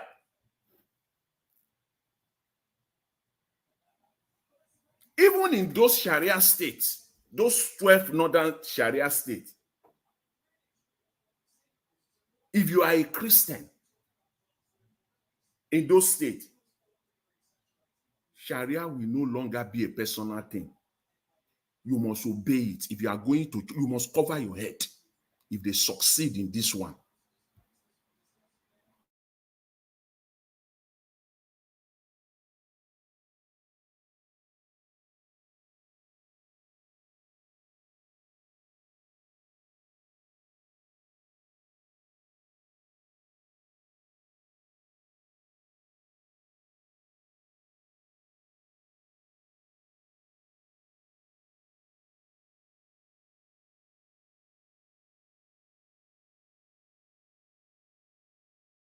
What is going on? Elvis. Hello. Yes, are you there? We're here. I'm hearing you. Can you hear me, Mr. Jonathan? I can hear are you you. Still there? Yeah, I'm here. I'm here. Oh, I thought we lost your voice. Oh, sorry about that. I was saying that first of all, to start with, Sharia law is a violation of the Nigerian Constitution, ab initio. Everybody The Constitution guarantees the freedom of religion. Article 10 states this clearly, the Nigerian Constitution. It guarantees religious freedom. How they ended up, 1919, how they ended up inserting this thing into the Nigerian Constitution blows my mind. And I started with these 3 senators. And at that time, consecutively, they all come from the Southeast. Somehow they bend, how they are able to, and this was Shuba Ogadibo's comment. It's a personal thing. You are not going to be compared, you are not going to be forced.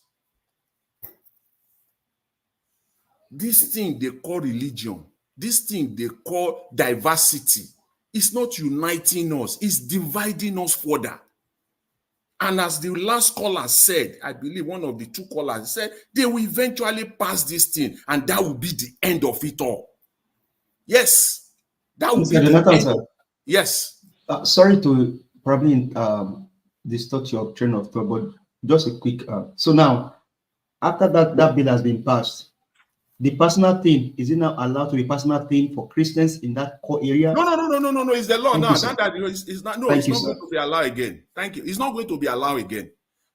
Currently now, the laws, in the Nigerian Constitution, Section 262, it clearly states that the Sharia law it will be operated as a persona. It's a personal law. It's a personal. The Sharia law is personal. You know, so what they want Islamic law to stand alone. The fight now, please, Nigerians, we have to lay it bare. Effectively, we will now have 2 in 1. You know what they call 2 in 1? 2 constitution in 1. You will have the Nigerian Constitution, you will have the Sharia Constitution, but they are fooling themselves, because I'm not part of it. I'm not a fool, and there are millions of Nigerians that are not fools. We are not fools. The Sharia law will now stand alone. It is 2 in 1. They want to give us combo. They want Sharia law to stand alone by removing the word persona from the description of Sharia law. Sharia law is described under the Nigerian Constitution as persona. Persona. Quote and unquote, persona. Which means that it is an option. I can be living in Zamfara, the core Sharia, where Yerima Soni, the first governor of Zamfara state, under this dispensation, he was the one who introduced it. That is the core Sharia state, Zamfara. In it will no longer be personal. No, you have to put your hijab. You must do it. It is personal, right? Which means that you can choose to, you can choose not to. Now they want to get it off. They want to get it off. They want the description. That thing is a shackle. That thing that word alone is a shackle. It has kind of, they can't really move the way they want to move. The word persona is their problem.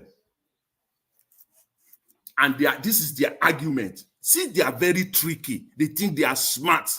And I just, in this age and time, look at the myriads of problems that Nigeria is facing, that it is Sharia law that we will now be talking about this intensely. Come on. The country is we're talking about comatose and coma yesterday. So is it not true now that the country is in coma? Yes. The country is in a state of comatose, and it is Sharia law. Of all the problems that we're facing now, it is Sharia law that you have to bring to the floor to be talking about. What a mess! What a mess! Anybody from the south that will stand on the floor and that will support this thing, such a person should be literally. In fact, she should when he return back to his constituency. They should, in fact, let me use some word. They should literally bury. Such people should be completely taken out. Let me just use the word. They should just take them out. The people that started this, as I said earlier, we know them. Who supported this suppression on the state of on the people of Nigeria by allowing Sharia in the first place to stand? Was it an irony that the first 3 senators are from the southeast? The first 3, they are from the south. And it was Jonathan, it was Obasanjo that accepted it. No. But Obasanjo, because he had the choice. He had the choice of. Wait now, yeah. Obasanjo, don't put the blame. Please don't come here and even insert Obasanjo here. Let me tell you how it happened. Is you know what the person hold on? The Senate will debate. Whatever they debate on, they send to the president. It's not that it's not so on his own power now. See here, wait.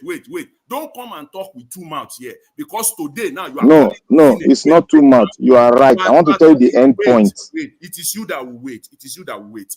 See, today now, everybody is calling the Senate rubber stamp Senate. Why are you calling? Why are you inserting them? Why are you saying they are rubber stamp? So those ones are not rubber stamp. You say they are rubber stamp. Why not just say it is Tinubu? The Senate has a role to play, very important role. Shuba Okadibo will fight Obasanjo to the ground on some other issues. He fought Obasanjo to the ground on some other issues. Why on Sharia that he had to bend? Why? Why not fought Obasanjo to ground the way he did on other national issues? But on this Sharia thing, he bended. And it is this war personal. This war personal. These people know what they are doing. They know that they will fight it again in 20 years' time. Just wait. But let's get it first. That is their plan. Let's get it first into the constitution. And they did. They successfully. They did. And now they want to now remove the word personal. And they are using at least you have to give the reason. They are saying they are so deceptive, saying it is because of commercial law. Are you kidding me now that when the word personal is removed, so in those 12 northern states, it will be strictly things that has to do with business. They will not go after regular people. Because it is no longer personal. This description is no longer personal. Very, very crucial, very, very critical.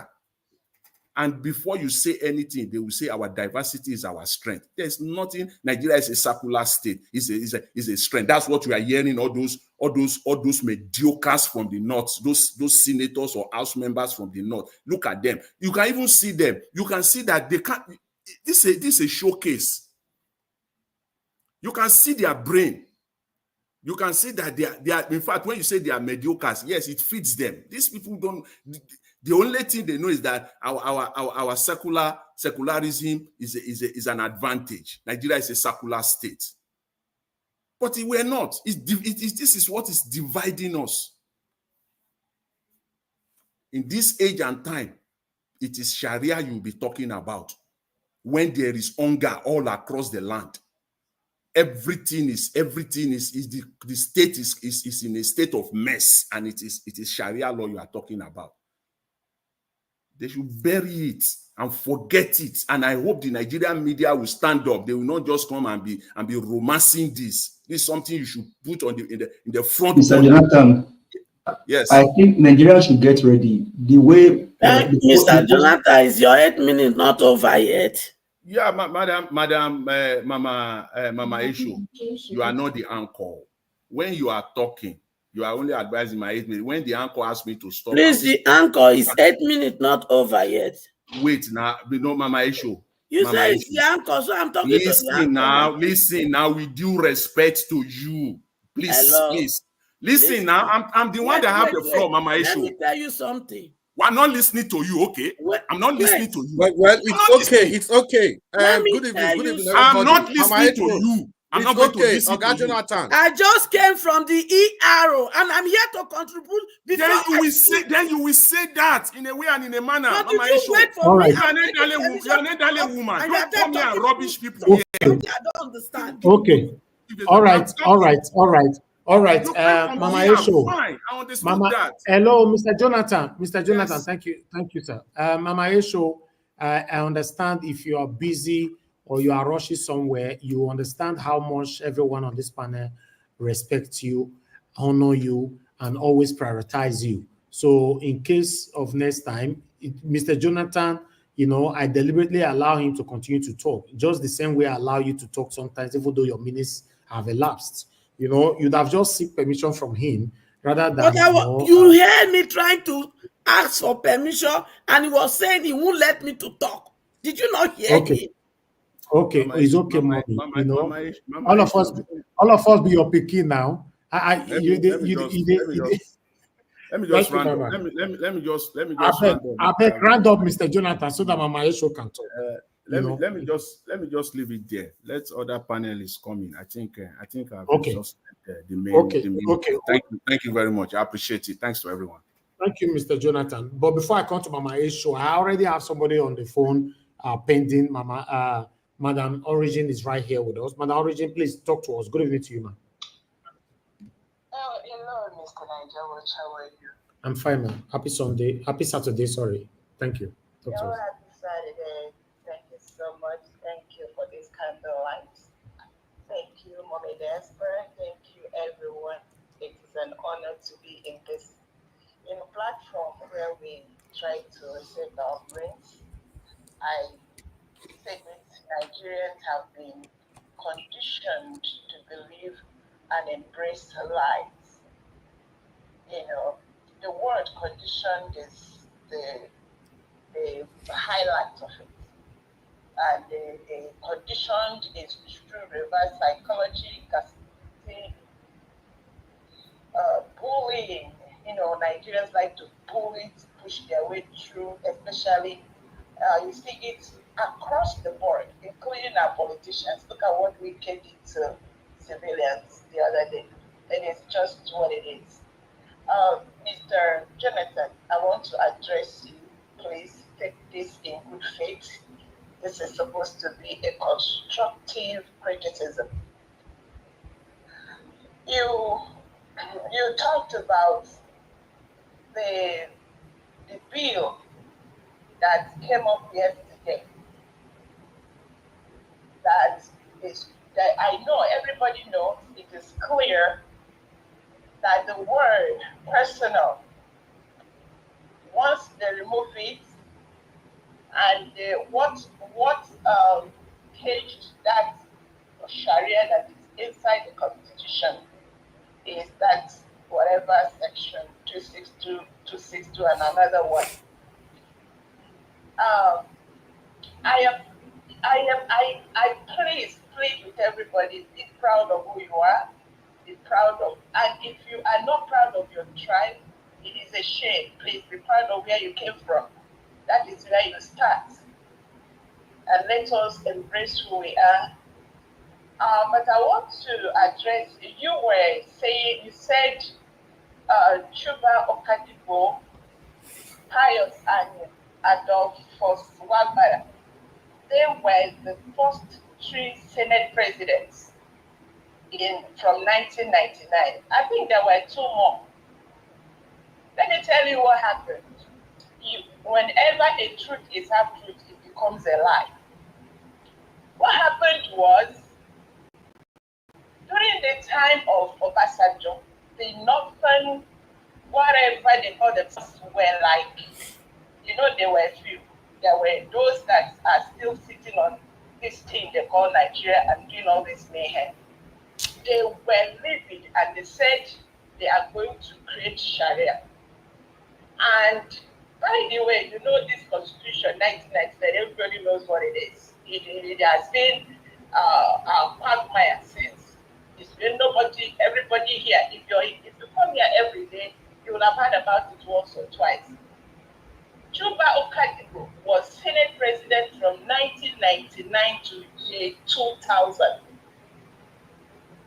Pius and was Senate President from 2000 to 2003. Adolphus Wagbara, or whatever his name is, Senate President from 2003 to 2005. Mr. Jonathan. Now let me tell you what happened. It was Obasanjo that was part of the pressure to allow him to rule in peace. And they keep pushing that whatever the evil that has behooved us, that Shariah. And the people that have never left us, let us drink water and keep cup on the floor since they created this conjuncture. They said they must have all those. So what helped to at least let it be led by people who is that let it be personal. It is not Cadigo fought like he always do. And that's why they impeached him. I think there was impeachment.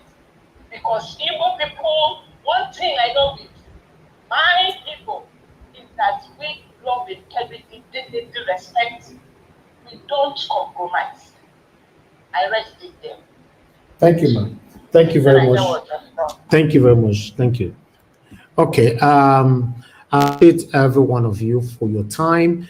Thank you very much for joining us today, Mama A Show, Black Panther, Give Us a Mandate, and Oga Chris. Thank you very much. I appreciate you all. Because it's Sunday, I'm just going to leave the platform for you guys to talk once everybody finished their submission. Oga Chris, please, I'll leave the platform for you, sir. I'm here, but Mama A Show is the next to speak to us, followed by Black Panther, Give Us a Mandate before you.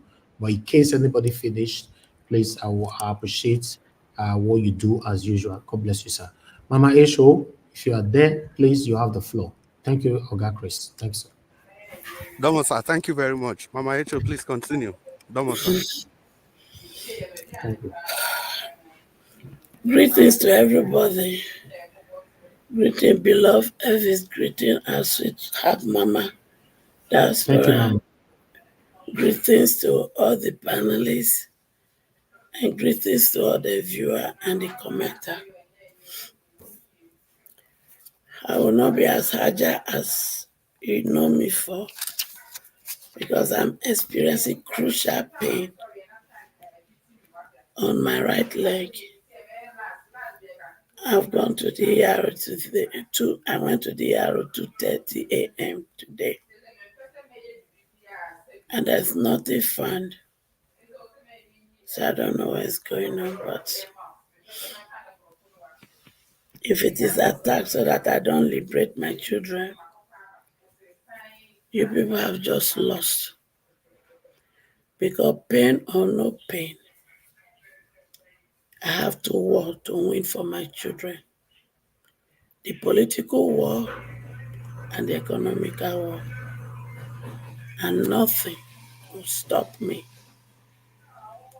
So whatever arrow you guys choose to throw, continue to throw it. Because you see this life, you can't kill this life. This life must complete the mission and assignment before I can go home. So continue. You've lost the battle already.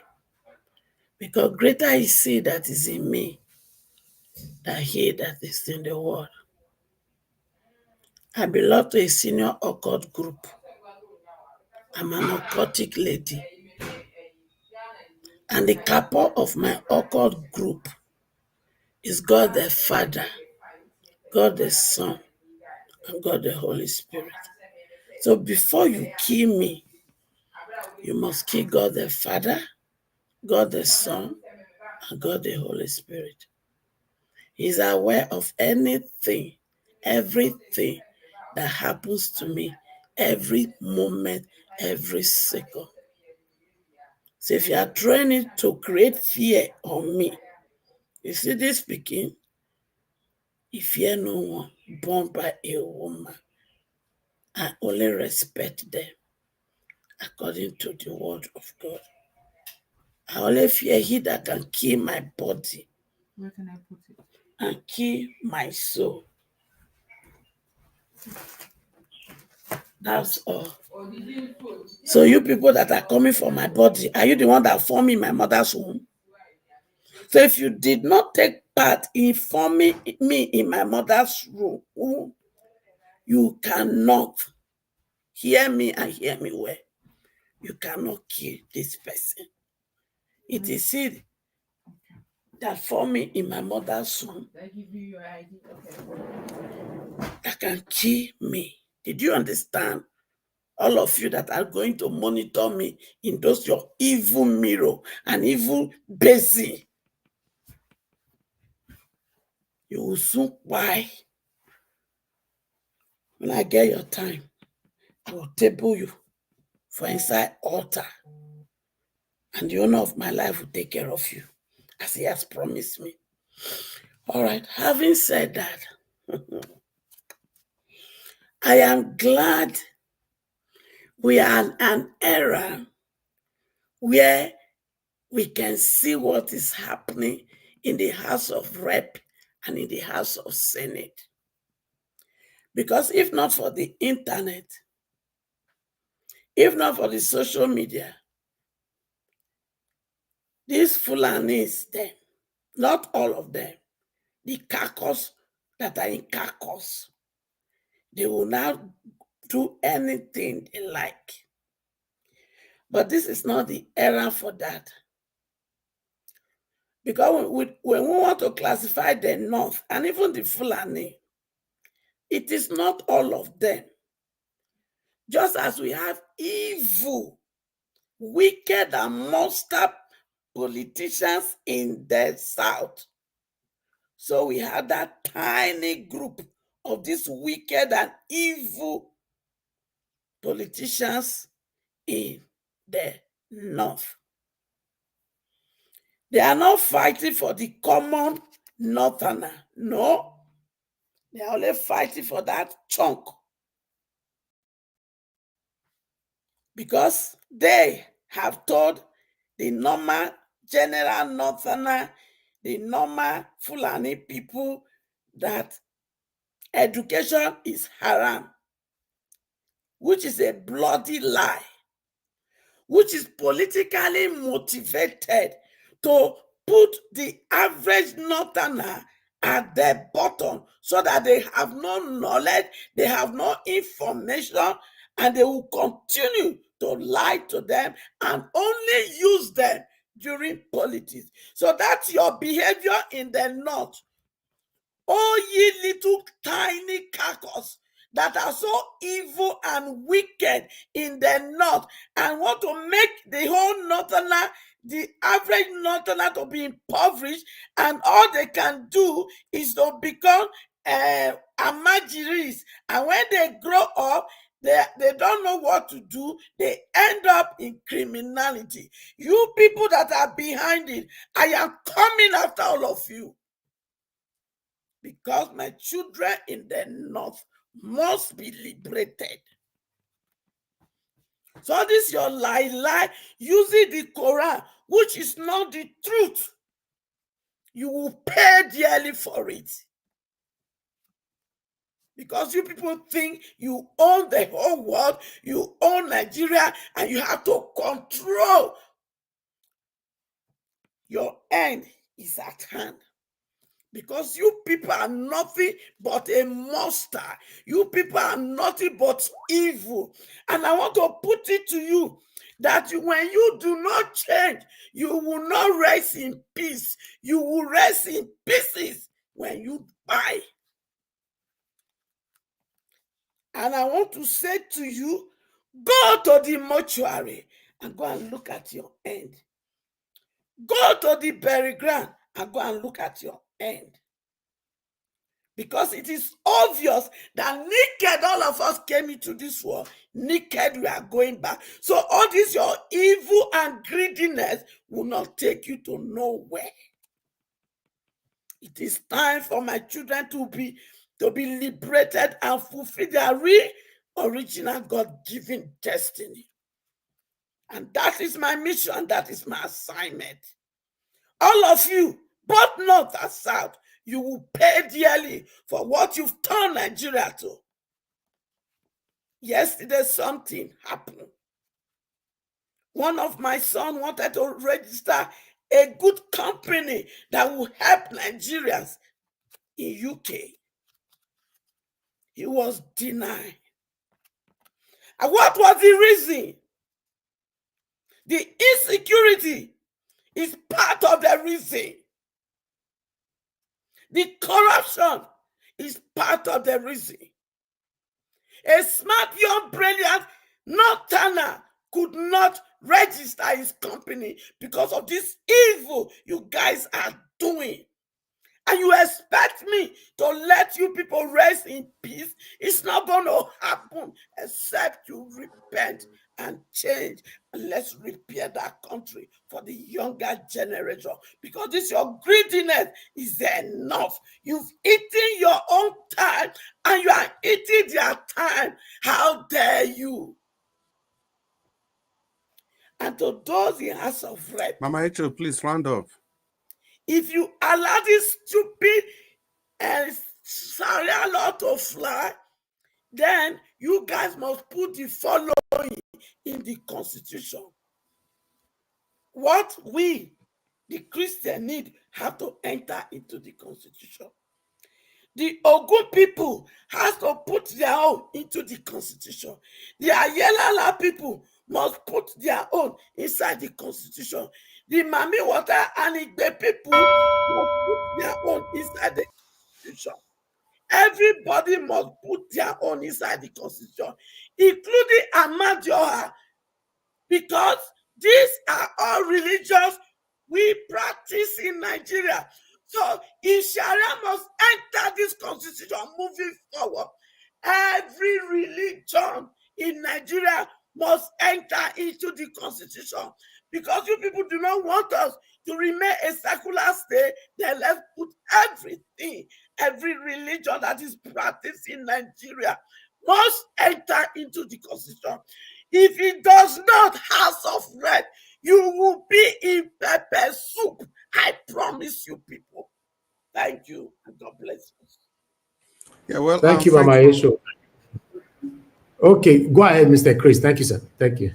Oh, thank you, Mama Echo. Mr. Anjawo, once again, thank you very much for the opportunity and the confidence you repose on the members of this panel to just leave the panel for all of us and to continue to talk. Thank you so much. Mr. Chris, are you the next one talking now? No. Or you are just, I just wanted to respond to the caller who... you respond. Let me just finish greeting everybody and I'll prompt the next person to talk. Then I'll give you opportunity to respond before the next person starts speaking. And so, maybe before the next person talk, I'm going to greet everybody properly. But Nigeria, thank you so much. And let's the discussion just continue. The next person will be a Black Panther. Black Panther, before you start talking, Mr. Jonathan, you want to respond 10 seconds? I think I come before him. Okay, give us our mandate. You talk after the response by Mr. Jonathan. Yeah, Jonathan, 10 seconds, please. Thank you to Madam Origin's call. Yes, Madam Origin, thank you for your, your submission there. I thank you for that.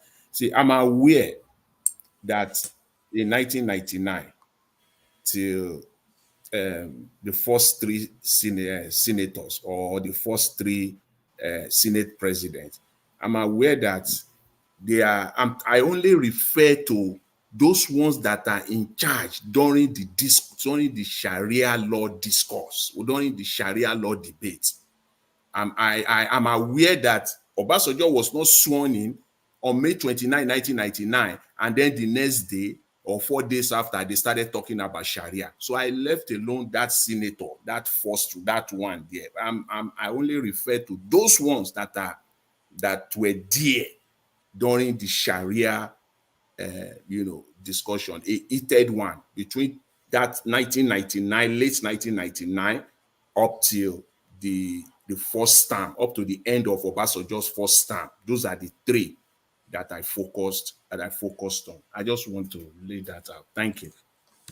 Yeah, well, thank you, Mr. Jonathan, for making that clarification and then probably a caveat. Give us our mandate. You want to talk to us now? Please open the mic. Thank you very much, Mr. Chris. Greetings to you. Hopefully you're doing good. Mr. Jonathan, greetings. Madam Echo, greetings. Mr. Black Panther, greetings. Mr. Elvis, I greet you again today. Thank you very much for all that you do. Mommy Diaspora, thank you for saving the day for me yesterday. I greet you, Mama. I greet you, Boku Boku. I greet you, Repete. I greet you well. I greet you again so that some people will swell. I greet you well. Because you don't have people, Mr. Elvis. Mr. Elvis not jealous, so thank you very much. Well, comment section, I greet you guys. I greet everybody. Madam Origin, I greet you. Callers and Madam Lord, my strength, I greet you. Everybody, greetings. Abuaze, Peggy Modi, Irene Finance, Johnson Emmanuel. Where's Tony Wala? Okay, thank you, everybody. See, where we are today. Yesterday, Mr. Elvis, thank you again for the time you gave us yesterday. Or I think it was until maybe 12 to 9 American time before we finished yesterday. That was about maybe 2 or to 3 a.m. Nigerian time and UK time. Thank you very much for that. We do appreciate you. Thank you so much. I even thought when the person that came up was speaking, I thought you were the one. I never knew that you never slept. Okay. Yesterday we said here, when Black Panther said that Nigeria is in a state of coma, we all agreed, including a politician, until after maybe the show was going to close and they begin to spin narrative again. Is it now clear that Nigeria is in coma or not in coma? Dr. CM said yesterday that even a man that is in coma can come back to life.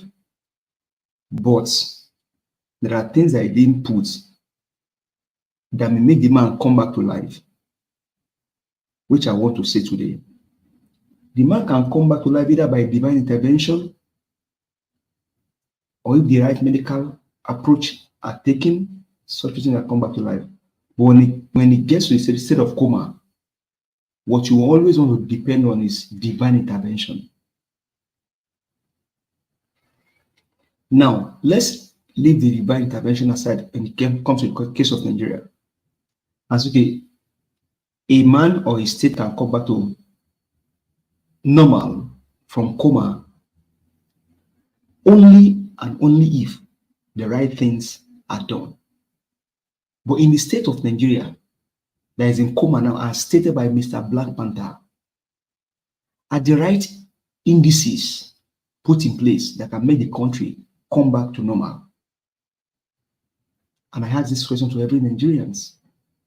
Because whether you believe it or yes, the country, if there are levels of coma, like we have for cancer, and so maybe you have stage 1, stage 2, stage 3 cancer, and then stage 4, like Wiki said about APC, Nigeria may be in the 4th level of coma, which is the highest level.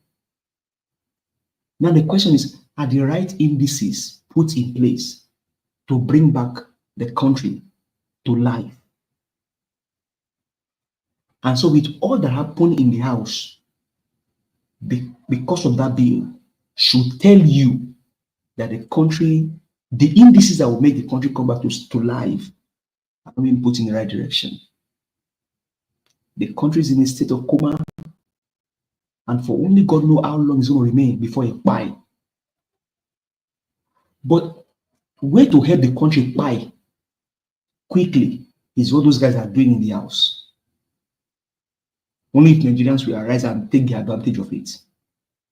Because you have not seen a sane community or a sane society or a sane country do what they are doing in the floor of the house.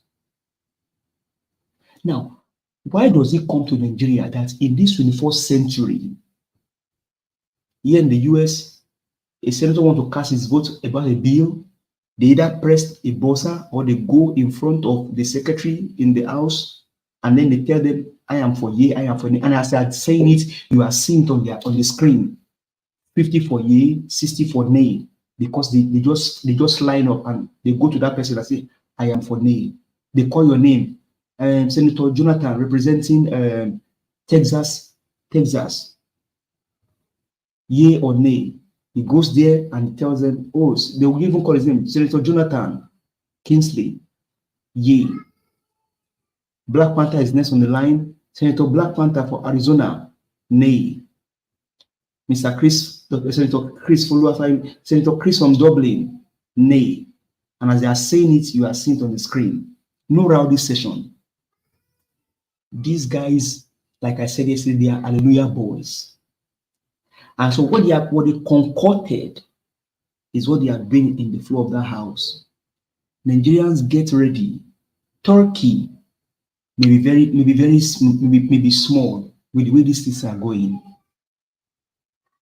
I thought that Speaker of the House from Abia State, he was one that said Alex Oti will not come back for second term now. If you guys remember, if I'm correct, that was the same guy that said Alex Oti will not come back for second term because he cannot be a Speaker of the House and in a state where APC is not ruling. Nigerians, get ready. These are the indices. This is the repercussion that you get when you allow the Momo ticket to play, the Muslim ticket, Momo ticket to pass in the first place, in the hand of a criminal drug baron. Yoruba will say, Ombo, and Walan dirty is coming. You put some things on the ground so that thing will not, it won't go through. Nigerians, open your eyes. As said by Mr. Jonathan Kingsley, people are hungry in the nation. People are dying literally of hunger. I don't want to tell you how much I've sent to my dad for just a medical checkup in the last month. People are literally dying of hunger in the country. And what their primary objective now, their aims and agenda is how they will put Sharia law in the constitution. Who cares about Sharia law when people are dying in their country? Who cares? Who cares about a religious law when education is being thrown into the drain? Who cares about a religious law when businesses don't thrive anymore? Who cares about religious law when the larger population of your economy, the youth, in their numbers, are now being plundered into prostitution, into internet fraudsters, into ritual killings, and most of those guys that spoke in the house, they are also younger guys, but they got advantage and they became hallelujah boys. And so when the guy said the yea say nay, the nay say nay, you know you can't even know who won. This bill, if care is not taken, is going to pass. And what comes to mind is, why not ask them, everybody line up, or as you are seated, all the year, raise your hand and they count it. And the nays raise their hand. Please round up. They can in this modern technological age in Nigeria, we are still doing nay and yea under around the country. Man, the country is not only in coma, the country is going down. And hopefully they will tell themselves the truth. Because no nation that is suffering like this will care about religious law. When you have a criminal drug baron in power, nothing is working.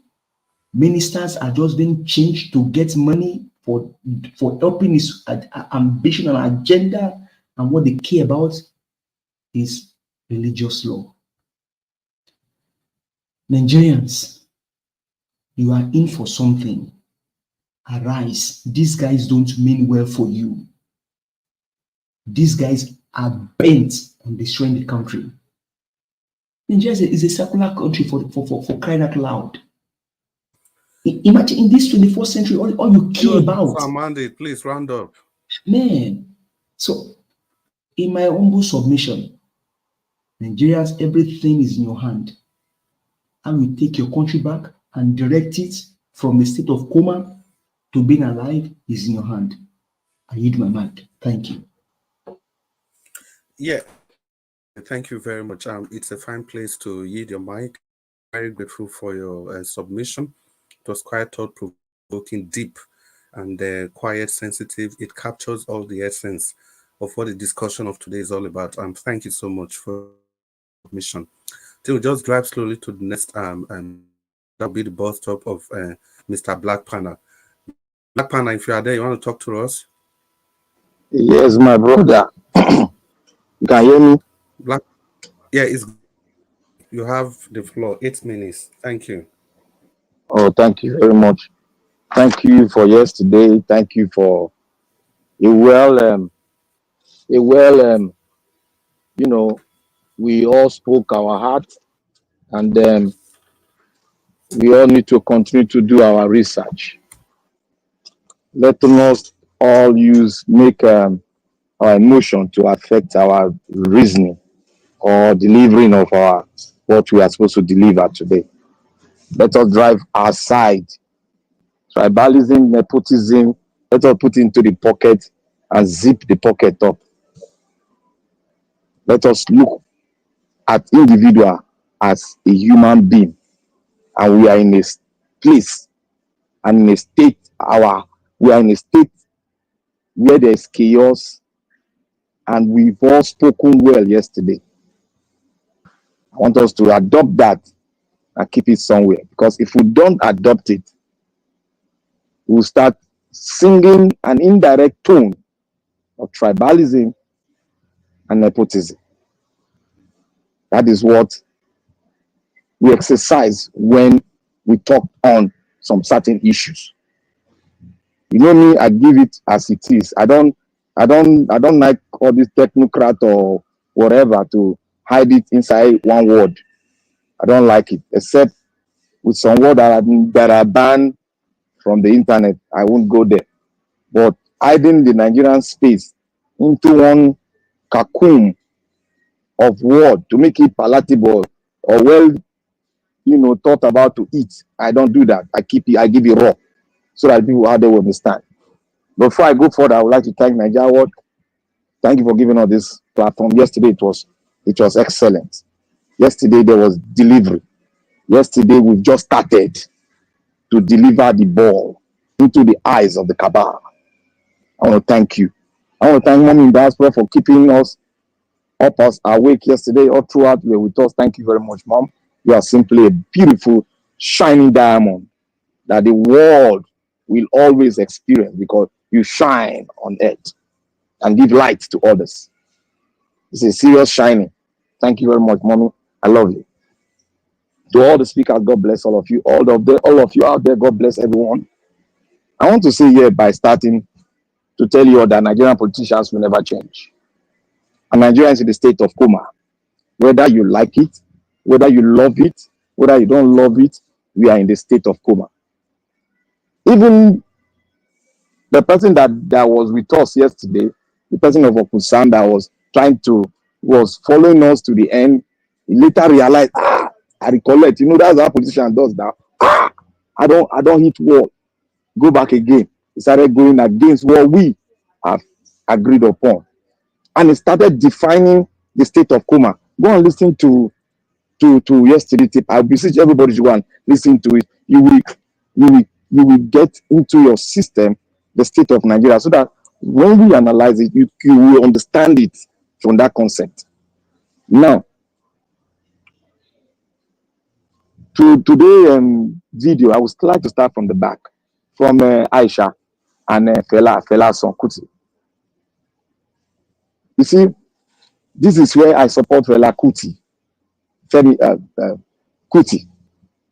This is where I support him.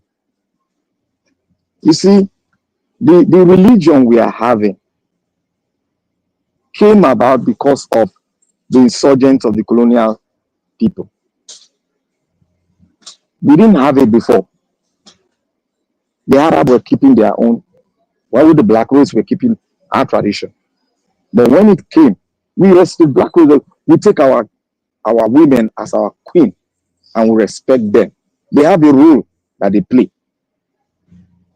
in the society.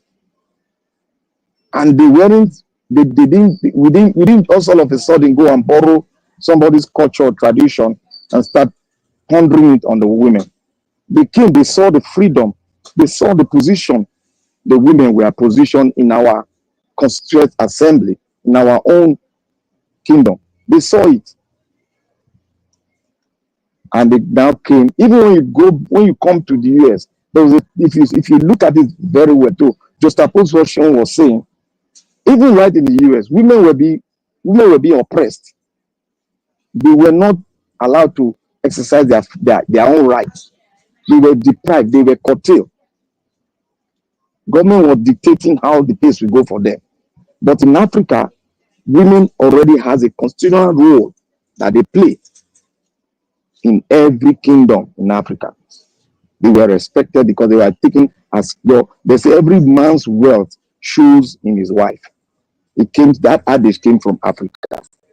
That is why you see a lot of black, white, they like to marry an African woman, because you see they said the Nigerian men take care of their wife. That is it. And all this kaftan and ibaji, whatever, it's a borrowed culture. Borrowed is either left for Aisha to take it. She will not say she doesn't know the history of Africa. She can only hide herself, but she knows the history of Africa. She knows that what Sheon was talking was good. And come to think about it, Sheon's father was a hero. But will you now blame Sheon for taking advantage of the heroic nature of his father? You don't blame him. He didn't create himself to be a fella. He saw himself brought there by God, and he's doing it. I'm not supporting. Sometimes he go wrong, I go against him. But in this case, of putting it forward to Aisha, it is the fact he's saying. So whether Aisha go left or right or middle, she's wrong. She's wrong. Let the truth be said. The same religion that you people are practicing, is it not the one giving you problem? Now the question, were we having that same problem when we are as an African, as a community? Did we have that kind of a problem? The answer is no. But we have our peculiar problem, which we will be able to solve by ourselves with our own law and custom. Even look at it. If you see the Benin Kingdom, the British copied the Benin system of government in their own side. They copied it. So we should be very clear and be boastful about who we are and what we are to the entire world. We should be boastful about it because we did not create it, God gave it to us. And I don't want anybody to sit under the context of saying, oh, it is Islam, blah, blah, blah. Who gave it to you? Go and find out the history. Thank you. I'll leave that by the wayside. That cannot be contested. That's the fact. Now I'll go to the so-called bill that they are trying to put in the house. Black Panther. The bill. Yes, sir. You don't use your time to chop akara. I beg. Sorry. Sorry, let the akara. I go wait for anything. I go wait for anything. No worries. Drink akamu. Let me just. Thank you. Yeah, talk about this bill. See, the bill. Let me tell you one thing. We should not be moved by anything we see. It's already in coma. That is why you see all this thing. And let me tell you, if they say they want to put that thing into the constitution, that they are wherever they go, their banking system, they just open door for everybody to bring its own matter and infuse it into the constitution. Look, let them go ahead to put it. You should not be scared. Nobody will come to your constituency and tell you to wear hijab. Look, we are getting to the Somalian state now. Go and look how Somalia was divided. It come to this state where they were arguing the Constitutional Assembly. They argued. Something was brought up. They said no. It came to an argument where factions started breaking out. We are moved from Venezuela. We are getting to the real thing now. The Somalia case. When I say this, I've already understood it. So don't mind my word. I want you all to go and study it too. So please, don't be moved. And somebody will come and say, oh, it's time for them to pass it. That means you that were saying you have hope. You don't have hope. You were lying before. So what I want to give you all confidence that Either whether they pass it or not to pass it, you are in coma. If they even pass it, they are making the coma to go deeper. Because there was a guy that stood up and said, I brought a bill here, which were to be amended to help us in our own region. You people step it down. And you are bringing a bill now that will go into the constitution. You want to say, I should approve it. Let it go into voting. They will not get it. They will not get it. If the House say they want to pass it, in the Senate, they won't pass it. Thank you, Black Thank you. Panther. Thank you. Let's not be scared. Well, good evening, Mr. Black Panther. Thank you so much for the wonderful presentation. It was quite thought-provoking and quite philosophical at the tail end. But for me, I think no stone should be left unturned. We shouldn't just take anything with a kid's glove. If we understand the way this thing works, when it comes to issues of religion, it's not something people should just look the other way for. If it gets to religion, people are not rational. It is faith-based. People don't use their brain. They don't look at what is good for the entire populace.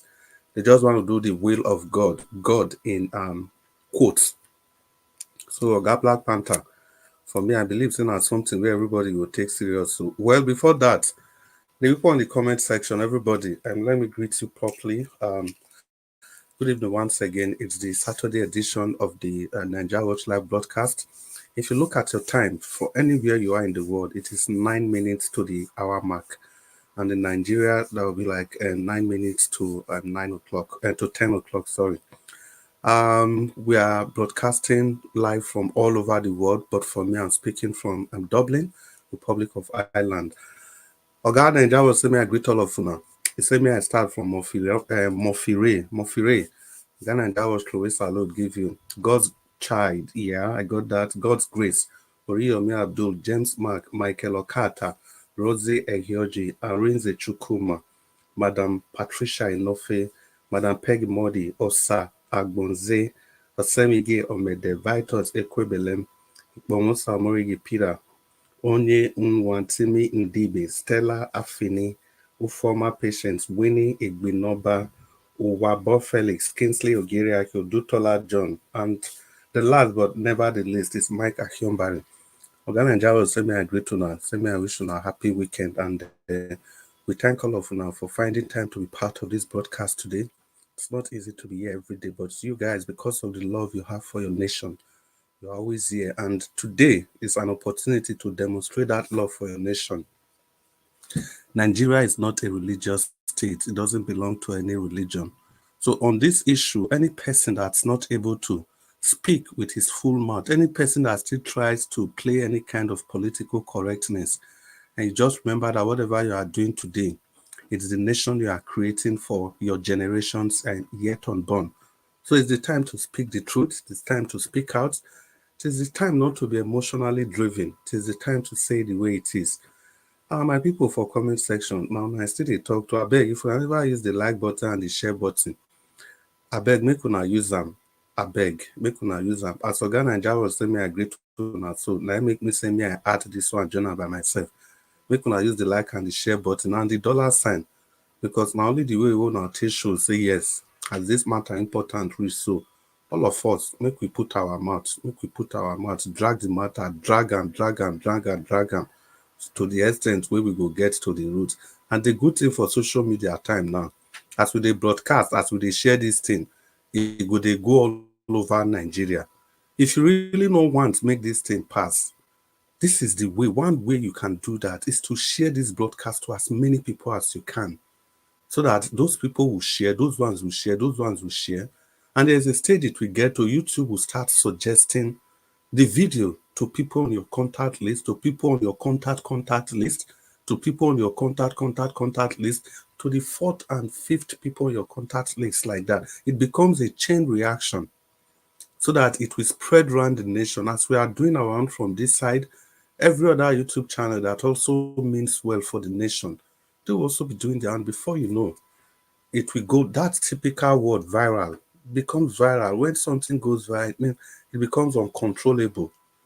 And I'm sure if it gets to that stage, the National Assembly, they will sit up Compared to 1999, we didn't have this powerful tool and social media to use to disseminate information. Most of the time, before this information comes out to the public places, the deed has already been done. But now we have the opportunity of watching this live. So we have the opportunity of putting an end to this. We can't just be talking and not taking action. All of us cannot be at the National Assembly, but all of us can share this broadcast. All of us can like this broadcast. All of us can support this broadcast by using the $sign. Please do that as we continue to talk about the issues that bother us in the country. And let me extend my greetings to the admin in the broadcast. Abuazi, thank you so much for all you do. Your two hands are always busy, the left and the right. You're typing with one, and you are controlling the activities in the comment section with the other hand. Thank you so much. Madam Irene Finest. Irene the Finest, you are not around today, but we know you are there doing what you know how to do best. Thank you so much for all your contributions and dedication. Of course, Mommy Diaspora, there's just no word to describe you. Today, I'll say you are the astute mother, the mother of all. Thank you so much. And all of you listening to us from all over the world, you know, we appreciate you guys from the depth of our heart. Maybe for one reason or the other, we are not able to be on the comment section, but somehow we just have a way of contributing to whatever is going on here. It's Nigeria Watch Broadcast Station. It's the YouTube section of Nigeria Watch Media. Nigeria is on Facebook, on TikTok, Instagram. Just click and follow. Do whatever you can do to support the channel. So we continue with our discussion. Before that, because I've been talking for some time, I'll just call the next person. Then after that, I'm going to add my own contribution to whatever is going on. The next person will be Mr. Jonathan. Mr. Jonathan, you want to open your microphone and talk to us. Thank you, Mr. Chris. Thank you, sir. Yeah, thank you. Thank you very much. Let me first of all use this time to apologize to Mama Icho. My response when she was calling for time. Let me just apologize to her. So Mama Icho, please. Sometimes when you are talking about Nigeria, you get so immersed into it that sometimes you get so focused to a point where you don't want any form of distraction whatsoever. So please accept my apology for the last during my last submission when you came in asking for time. But what I just want to say now is, just to buttress the point that fellow panelists have raised, and those that even callers have also, brought out. I just want to buttress each and every one, some of few points from what they have, mentioned. We know that Nigeria is not a country. If you don't believe it, this is it. And thank God for internet. Thank God for this age and time now that you can things just don't go. We can follow them, as they say, bumper to bumper. We don't allow it to, at least on the social media, we don't allow it to slide. So it's not business as usual for politicians, even though they are still, to a very large extent, they are still having their way, but it is no longer business as usual for them. Because when you look at them at the National Assembly, just look at what they call votes. I believe, give us our mandate,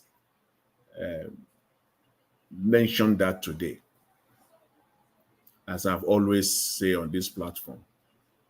It kind of go deeper into it. Just look at what they call votes. able-minded men, men that went to school, that men that they call themselves, some of them will call themselves technocrats, some of them will call themselves intellectuals, some of them have degrees, some of them went to top-notch institutions around the world. Able-minded men with common sense, using voice as a voting method. Aye and nay. What a shame. What a shame on them. Able-minded men using voice method as a voice as a voting method. And look at the way they just make it so trivial. Matters that has to do with bills, that has to do with whether it's going forward or it's not going forward, you are using aye and nay to determine it. People cannot stand by their vote. In other words, people can't stand by their vote. They can go forward if you confront them later on. If the media comes to them and confront them, you cannot say specifically it is house rep so that voted for this. You cannot say specifically Alhaji so voted for this. Dr. so voted for this. Senator so voted. You can't. You cannot nail them. They will always find a way. When it suits them, they will support it. When it doesn't suit, they can always back off. That is the system that we're still operating in Nigeria, and it suits them. It's convenient for them. Nigeria must not. This is a very and then the other one that I also want to buttress was the one that Maisha also said. So very kind of funny, but it's a fact that if Sharia, if you now have the Sharia, if you have the Sharia incorporated into the Nigerian constitution, then why not other religion also? Because mind you, there are many religions in Nigeria, not just Christian and Muslim. Not just Christian and Muslim. There are other religions, and the Constitution, Article 10, guarantees freedom of religion. The Constitution did not say it guarantees freedom of Christians, the freedom of religion of Christianity and Islam. No, the Constitution it guarantees the freedom of religion. So people have their religion, and they can also say they want protection under the Constitution. Please, let's have it there. So this confusion is going to arise eventually, where everybody wants to have their own incorporated into the Constitution of the Federal Republic of Nigeria, if this is the way you want to go about it. Thank you, Mr. Jonathan, for saying that word, confusion. Yeah, it's confusion. This thing is just going to cause confusion, and they know it. If not for the fact that they are hell-bent, they have an agenda. They are hell-bent. That is why when I hear them talking about diversity, Nigeria is one. It's sickening when you hear them saying that. Nigeria cannot be divided. Nigeria is united. They will say there is unity in diversity. Unity in diversity, it works in nations like United Kingdom and Canada. You can, when I was in UK for my daughter's graduation this summer, in the city of Leicester, one of the taxi driver that drove me and my wife, the guy, the moment I entered that taxi, I knew that this guy is not a is from Somalia. And I said, are you from Somalia? He said, yes. He said, he's from Somalia. And he told me, he said, in this city, people who are living in UK, please, if it is right or wrong, please, you can quickly submit. He said, in this city, he said it is minority that has taken over. But when you get to that city, things are working. Things are working. Institutions are working. The fact that minority have taken over in terms of population does not mean that there is confusion in that city. Things are working there. That's where you can talk about unity in diversity, not in Nigeria. You come to a place like Canada, yes, you talk of unity in diversity. Talk of diversity being a tool for development. Talk of diversity being a tool for advancement. Then you can talk of countries like Canada, countries like United Kingdom, not Nigeria. That thing they call unity in diversity is confusion, is dividing the country further to chaos. What do you mean unity in diversity? Tell me how our diversity is uniting us. Please, just one example where you can say, it is our diversity that has brought us this, thus far. If I want to be fair, it is only one area that you can point to, which is sports. Maybe. In fact, it is still arguable. It is still arguable. It's debatable too. Also, you can't just even take it just like that. It is only sport that you can. It's only sport, maybe, that you can say that okay, our unity is. But aside from that, some people can even still argue it that it doesn't bring any unity. It is when you talk of it, if you really want to go deep into it, it is nepotism and tribalism. Even in our sport, they are still using quota system. So, in the real sense of it, it is not. But if you want to be fair and be balanced, you can say, okay, just maybe sport. Other than that, our diversity is not uniting us in Nigeria. Our diversity has done one thing and one thing only successfully, dividing us and bringing confusion into the whole thing. Unity in diversity. The entire South is messed up environmentally. That part of the country is completely messed up. It will take decades and billions of dollars to resuscitate that place to where people can live a normal life, where children can grow. Mr. Jonathan, round up 30 seconds. And you are saying we have unity in diversity, and they want to bring further confusion and divide us further by bringing Sharia. Now they now want to have their grip. This is the final grip that they want to have through Sharia. So Nigerians should open their eyes, and I will call on the Nigerian media, especially the mainstream media, to bring this to the fore, bring it out and discuss it, bring it to them. Let them come out publicly. Come and tell Nigerians who is supporting this. Put them on the record. Let them have digital footprint so that they will not come 2027 and be speaking with two or three sides of their mouth. Make sure that they are on record today on this Sharia thing. Thank you very much, Mr. Chris. I appreciate it. Thanks to everyone.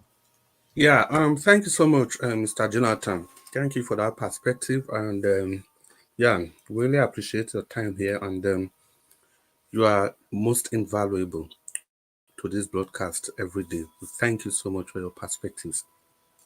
As Mr. Jonathan was speaking, and we have some new people in the comment section joining us, and I've been asked to say hello to you people. Mercy Foster, Madam Ijedima, no, Madam Ijedima is not, Patience Egianruwa, and Michael Abba. Yeah, now well done. Now welcome to the show. May God continue to bless all of you. And remember to use the like button, the share button, and the dollar sign. We'll just continue on the broadcast. It's a reawakening. It's a reawakening. And in these days of social media, if these people, if they continue to dominate the rest of Nigeria, then it has to be shame on all of us. Mama Hecho, if you are there, Please give us a submission. Mama Hecho. Thank you. Mr. Jonathan, apology accepted.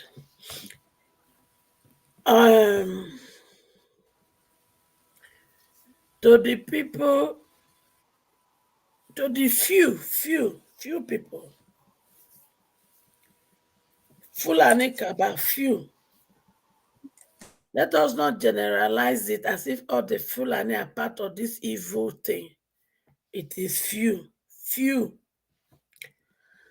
And to the few Fulanis that are driving this agenda, you people are hypocrites of the highest order.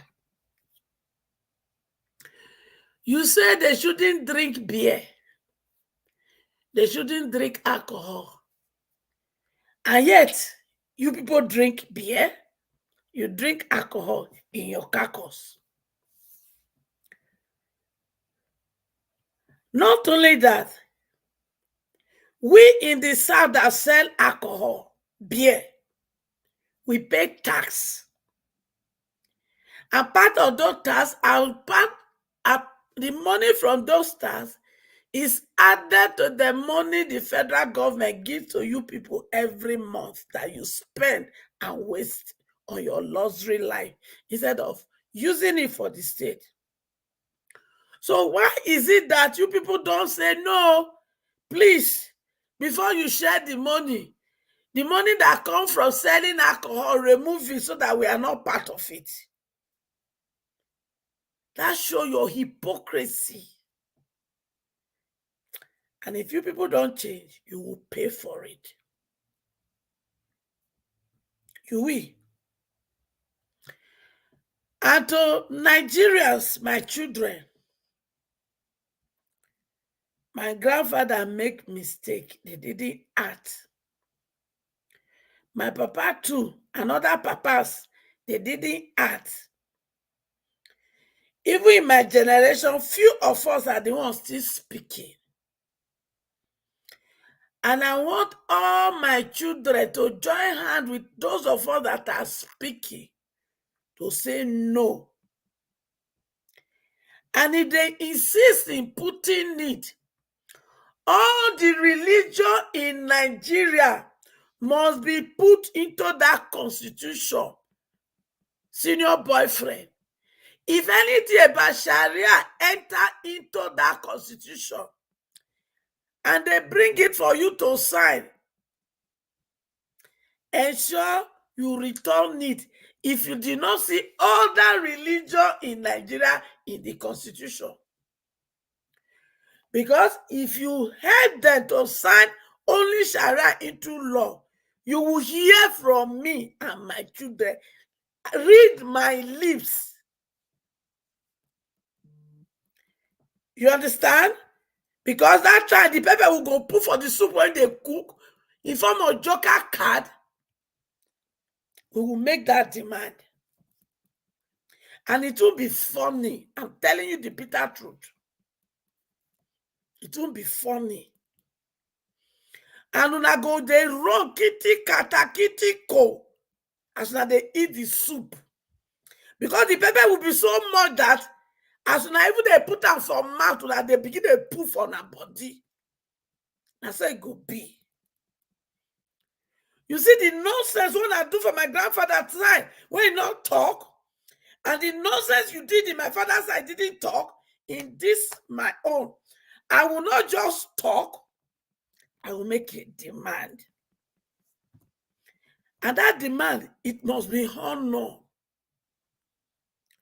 Shebi, you know, say, when your wife make up her mind, say, husband, you must do this thing.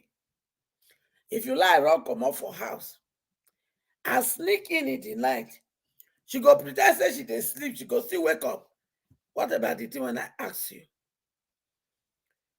So I go use my woman power and motherly power to achieve everything I'm talking about. So Nigeria, it not belongs to now. Nigeria, it belongs to all Nigerians. So you tribe of the oppressors, you have been doing your wickedness for too long. Me and my children, we belong to the tribe of the oppressed. And we have made up our mind to liberate ourselves from your grip. And by the mercy and the grace of God, the one that did not allow me to die untimely death, the one that makes me to recognize your arrow when you fire them, we shall win this battle. It is not how far, it is how well. There's a slow and steady wins the race. So those of you who are looking for a fast lane for me to come out, it's not going to be done. Because I must put adequate structure that will help me to handle some things. Because if I request for presidential pardon for my children, and they bring them out, we will not leave them to enter the society just like that. No. We will rehabilitate them. And senior boyfriend, you and every state, when I get children, when need that rehabilitation, you and the state governor, now go pay. Plus all the House of Rep, all those who have constitutional money, all those who have security votes, who go vomit some for us to rehabilitate these people and also empower them so that they don't return to anything crime and they can live their remaining life in fulfillment of their destiny. Those are our plan, and also those that are held hostage in the hospital just because they can't pay bill. So the sound of things that we see, how can a woman give birth to a child and that very day, because the woman can't pay the bills, when I go put the pikin for house arrest for one area and put mama for house arrest in another area in the hospital. Meanwhile, that early period, that is when the mother cuddles the child and they begin to bond. But you guys are not letting it happen. Children are now held hostage in the hospital of Nigeria just because they cannot pay. Senior boyfriend, Chief Tinubu, you and every state government that will have such cases, now go give us money to deliver those people from the hospital, pay their bills, and also to empower them so that they can be able to fend for themselves and take care of their health issue. People that they wait for us. Thank you, and God bless us all. Thank you very much, Mama Echo. Thank you for that presentation. That was apt. It was straight on time. I was going to stop you just before you rounded up. The next person there will be Black Panther. But before we come to Black Panther, please, my brothers and sisters in the comment section, I beg, make una use the like button. Let me come last. Everybody don't talk Black Panther. In that case, before you ready, make I just use some more time, talk to people. May I still add my voice. I beg, my people, as we talk just now, make una use the like and share button, I beg. And then make una use the dollar sign. You know, that's so we take if you join the broadcast to put our own voice there. Una do well. Make the good Lord continue to bless all of you. Make I use this opportunity to greet our personal person, God's child, who used the dollar sign. God's child, thank you so much for the super sticker. We are very, very grateful. And may the good Lord continue to bless you and increase that source and where that super sticker you gave came from. Thank you so much, God's child. We appreciate this to the depth of our hearts. Thank you. Oga Chris, I hope everyone have given their submission. Yes, sir. So but Black Panther, not only Black Panther will they wait for me give the final submission. Black Panther don't need to talk now. I don't have to talk since. Okay. make I talk for 2 minutes. If he not come, then I will call your attention, Okay. sir. Don't for me, I think all of us did the same page for this matter. The way the thing be, I don't know how I'll talk am, make any person in your widest imagination, don't ever think this is a joke. Don't ever think it's a joke. And before these people, I think it was Oga Jonathan that was talking about, they have a strategy, slowly, gradually, but surely. So before they even come up to the National Assembly to present something like this, we rest assured that they've done the homework and they've seen and cajoled or forced everybody that they have to force. All the battles behind the scene, they've literally won them. So what is just left is just the open confirmation. And the good thing is that open confirmation, you and I can stop it by putting our voices out there. Our people we elected to the National Assembly, they can also do that by putting their voices out there. And again, the governors in the other section of the country, they all can rise up in unison and also speak against this. But of course, most of them, they will be expecting their second tenure. Most of them, they have court cases left, right, and center. And that's why we keep talking about the fidelity of elections. You know, when you come to power in a crooked way, when you come to power in a way that is not, what do I say, responsible, in a way that nobody can be proud of. You have skeletons in your cupboard, left, right, and center. So it becomes so difficult to speak the truth at every point in time. So that's why it might be difficult for some of our governors to actually put their voice into this. Because you recall the Sharia law, it wasn't just a making of the House of the National House of Assembly, maybe the House of Rep or the Senate. You know, the Sharia law had a very strong backing from the 19 northern states and from the 12 northern states. They did it very, very strong backing from all their governors and coupled with the members they have at the National Assembly. That was why it was able to work. So I wish the governors from the South, they were also able to give the same strength, support to their people in the National House of Assembly. I'm sure probably it could have resulted to a stalemate. And from there, you know, it becomes a talking point. There will be tension. And of course, the worst thing to do at that point is to step it down. But unfortunately, it was never to be. It has been how many years? 25 years or 25 years, yes? And now they want to remove that word personalized. And there's a part we are all ignoring.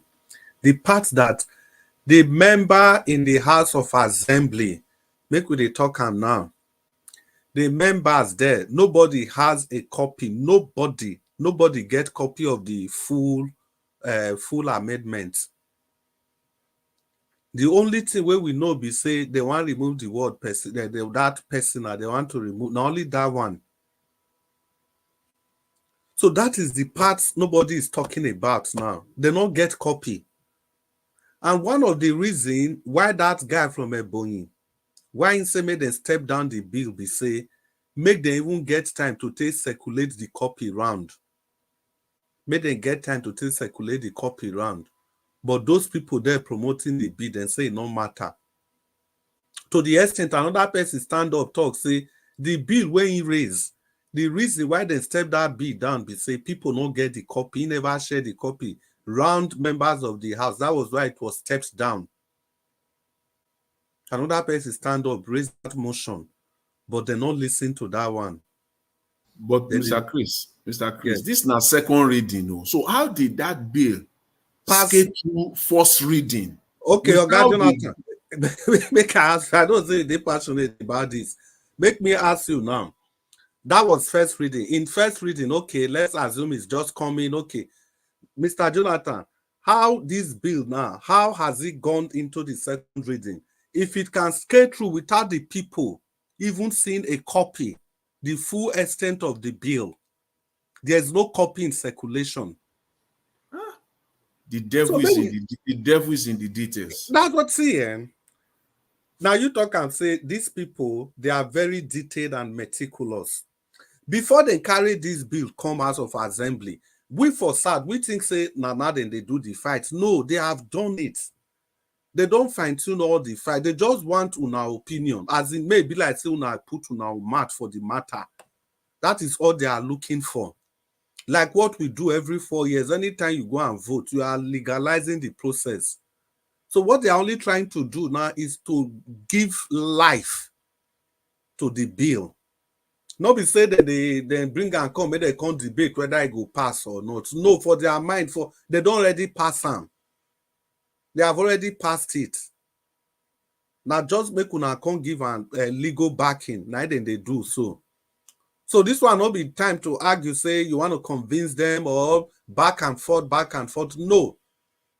Even the guy sitting as the deputy's House of Speaker there, they already told him, maybe they have given him whatever they want to give him, or they have shown him some file, or they have told him what he stands to lose, or why he must do it. They have strings around all these people. We must have to wake up. It is not a country. We need to get it clear. It is not a country. And in fairness, you can see the people from the other section of the country, they tried, they talk. They all stood up. That guy from Ebonyi, the other guy from, I can't remember the state, they stood up and they talk at length, but nobody will listen. That's exactly the pattern. You know, the problem is that we downplay most of these things, and we all have ourselves to blame. Because you cannot tell me in this country, since 1999, there are some states in the north. Let's take Kano, for example, because Kano is always in the news. Nigerians are not allowed to do the business they so wish to do. You are not allowed to have a beer parlor or an alcohol center where people can drink or do whatever they want to do. You are not allowed to. In your country, you call your own, and nothing has been done against that. But whereas the taxes that comes from alcohol, from all the breweries, Guinness, Nigerian breweries, Bender Brewery, even Bender Brewery, yes, all the breweries around the nation, when the taxes are paid into the federation account, these people, they get from if they are noble, can they not tell the federal government to kind of remove the taxes from the alcohol and those things that are forbidden by Sharia law before you give us our own?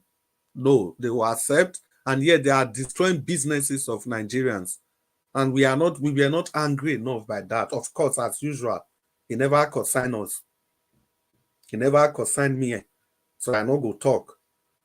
We forget that we say, okay, now Sharia state. We forget that in that Sharia state, there are people that those things are affecting. There are people that those things are affecting. Travel from Yauri through Kotangora, they come Abuja on Friday. When it is time for prayer, you see express road. When it is time for prayer, the whole vehicle will stop. They'll just block express road. No matter who you are, no matter what thing they do, no matter your religion, no matter, the express road will be blocked until after the end of that prayer on a Friday.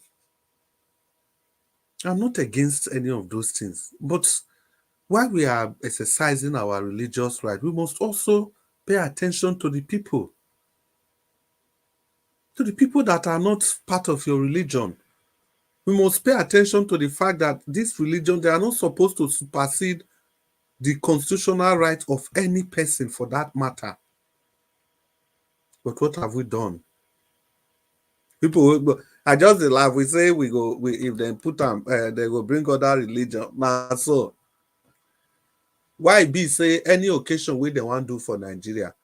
If before they swear in president, the Friday before the week of the swearing in, they go fair go mosque. The last Sunday before the week of the swearing in, they go church, go do Thanksgiving. So why they not they go any other traditional institution, go do the same thing? How many times they don't? I don't think say they want to do meeting, any federal government meeting or anywhere. They go say make Christian start the prayer or Muslim go start the prayer, then Christian go end down. How many times they don't use Oromila, Ayelala, all of the rest of them take pray? Waiting we don't fit do. Then the very last one, our for Aso Rock, JJJ, there's Aso Rock Chapel there. There is also Islamic Center there. Waiting we don't fit do. How many shrines they those places? What have we been able to do? They will just pass this one like beans and akara. Not until people rise up. And the only thing we will stop, the only thing that stop issues like this, now real confrontation, not be talk. Because if they understand by talk, I will tell you, those make them talk. If they talk, eventually then go rest. Now our people from SAT, now we know how them be. No worry, then go start to argue amongst themselves now. And I completely hope that we don't go that route. We don't go that route. We have to avoid that route of arguing amongst ourselves.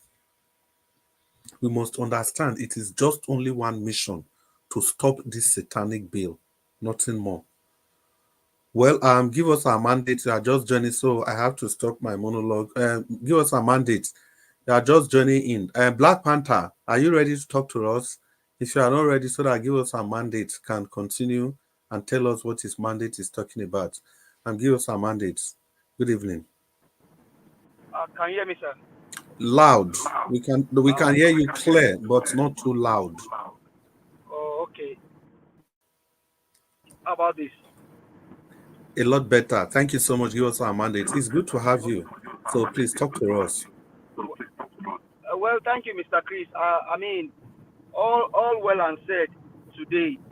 I just feel that I just feel that these guys they're actually taking us for a ride, and like you mentioned.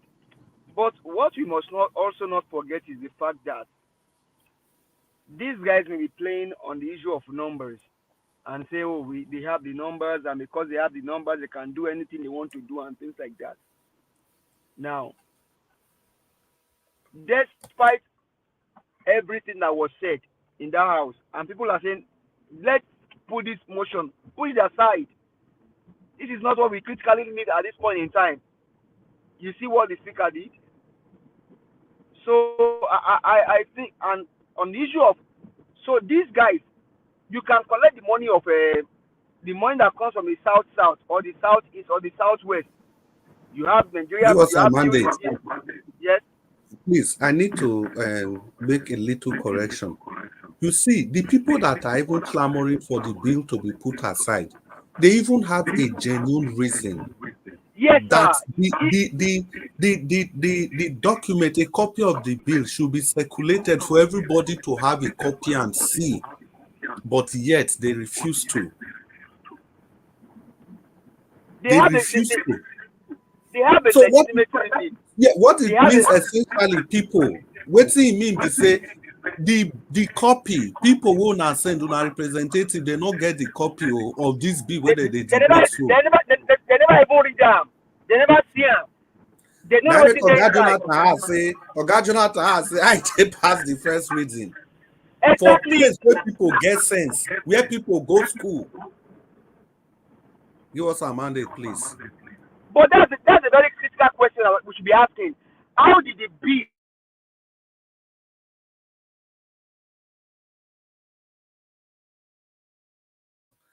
Are we losing? Give us our mandate. Give us our mandate. Can you hear us? Yeah, I can hear you. Can you hear me? Yeah, we can hear you now. Please continue. So what I'm saying is, how did the bill pass the first reading? Who are the people that ask? Who perused it? Who challenged it? Who saw the content of the bill to know if this bill is a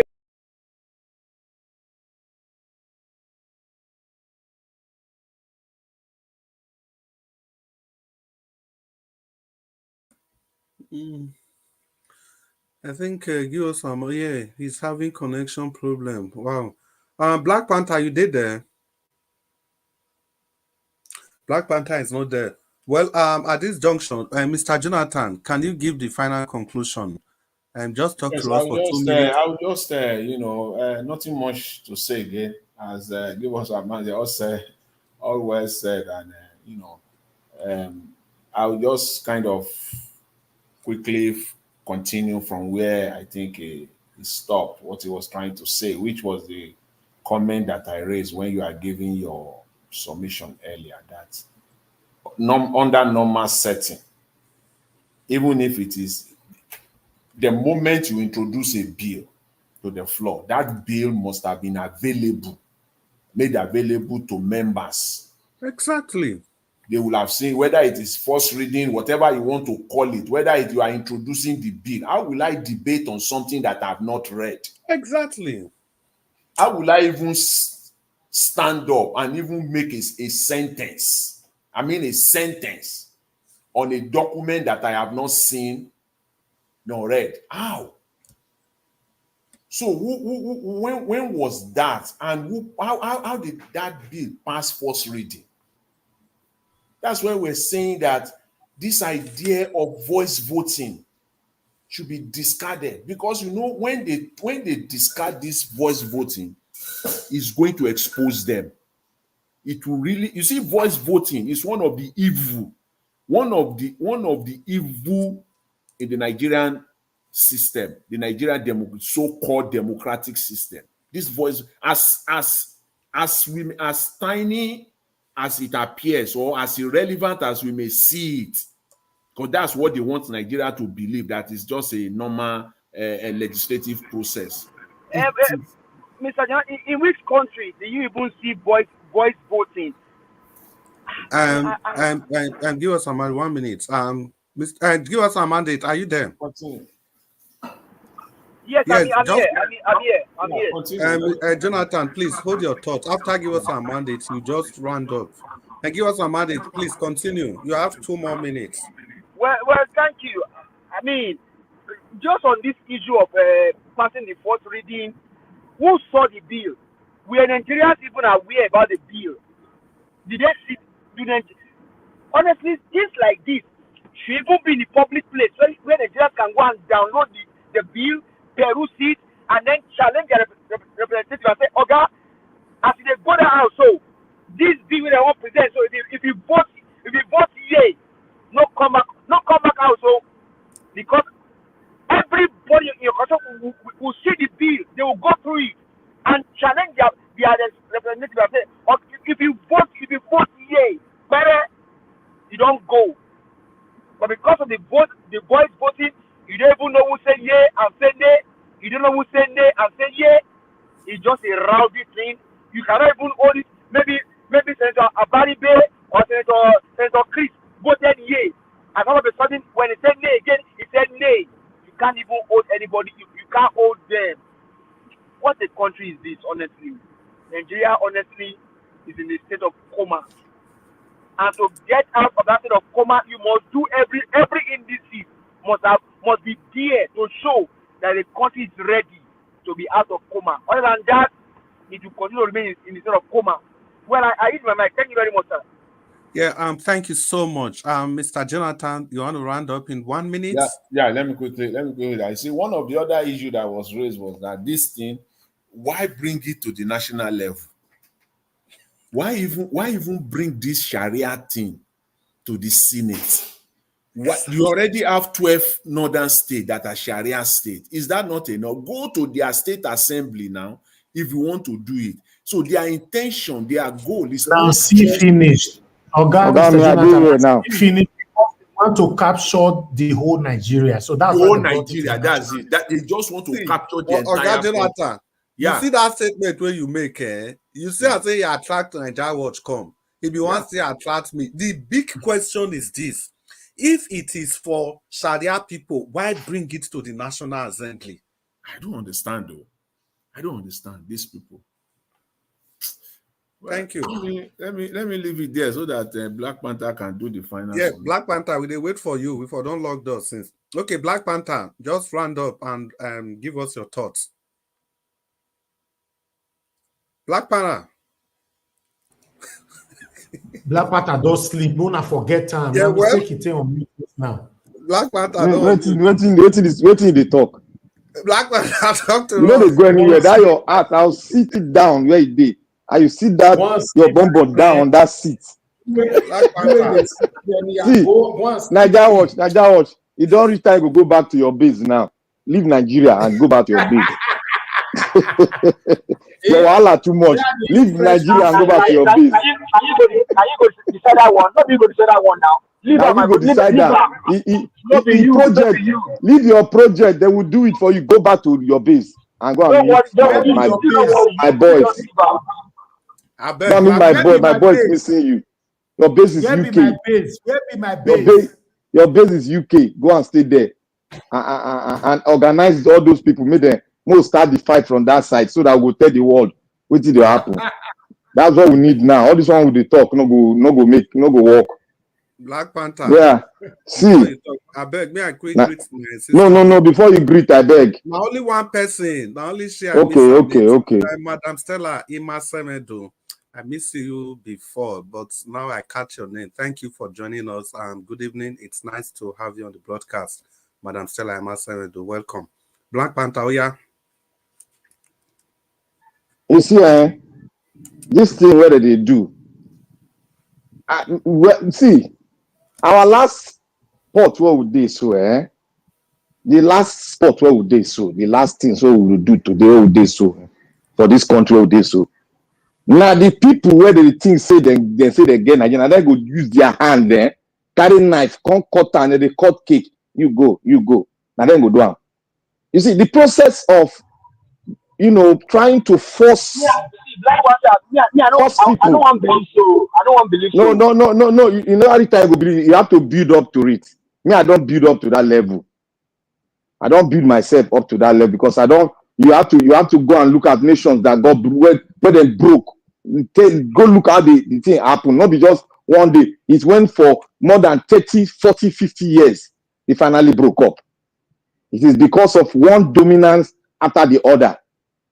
And one law dominating this after the other. Look at Cameroon. Cameroon will break soon now. You think it won't break? It will break. It's just a matter of time.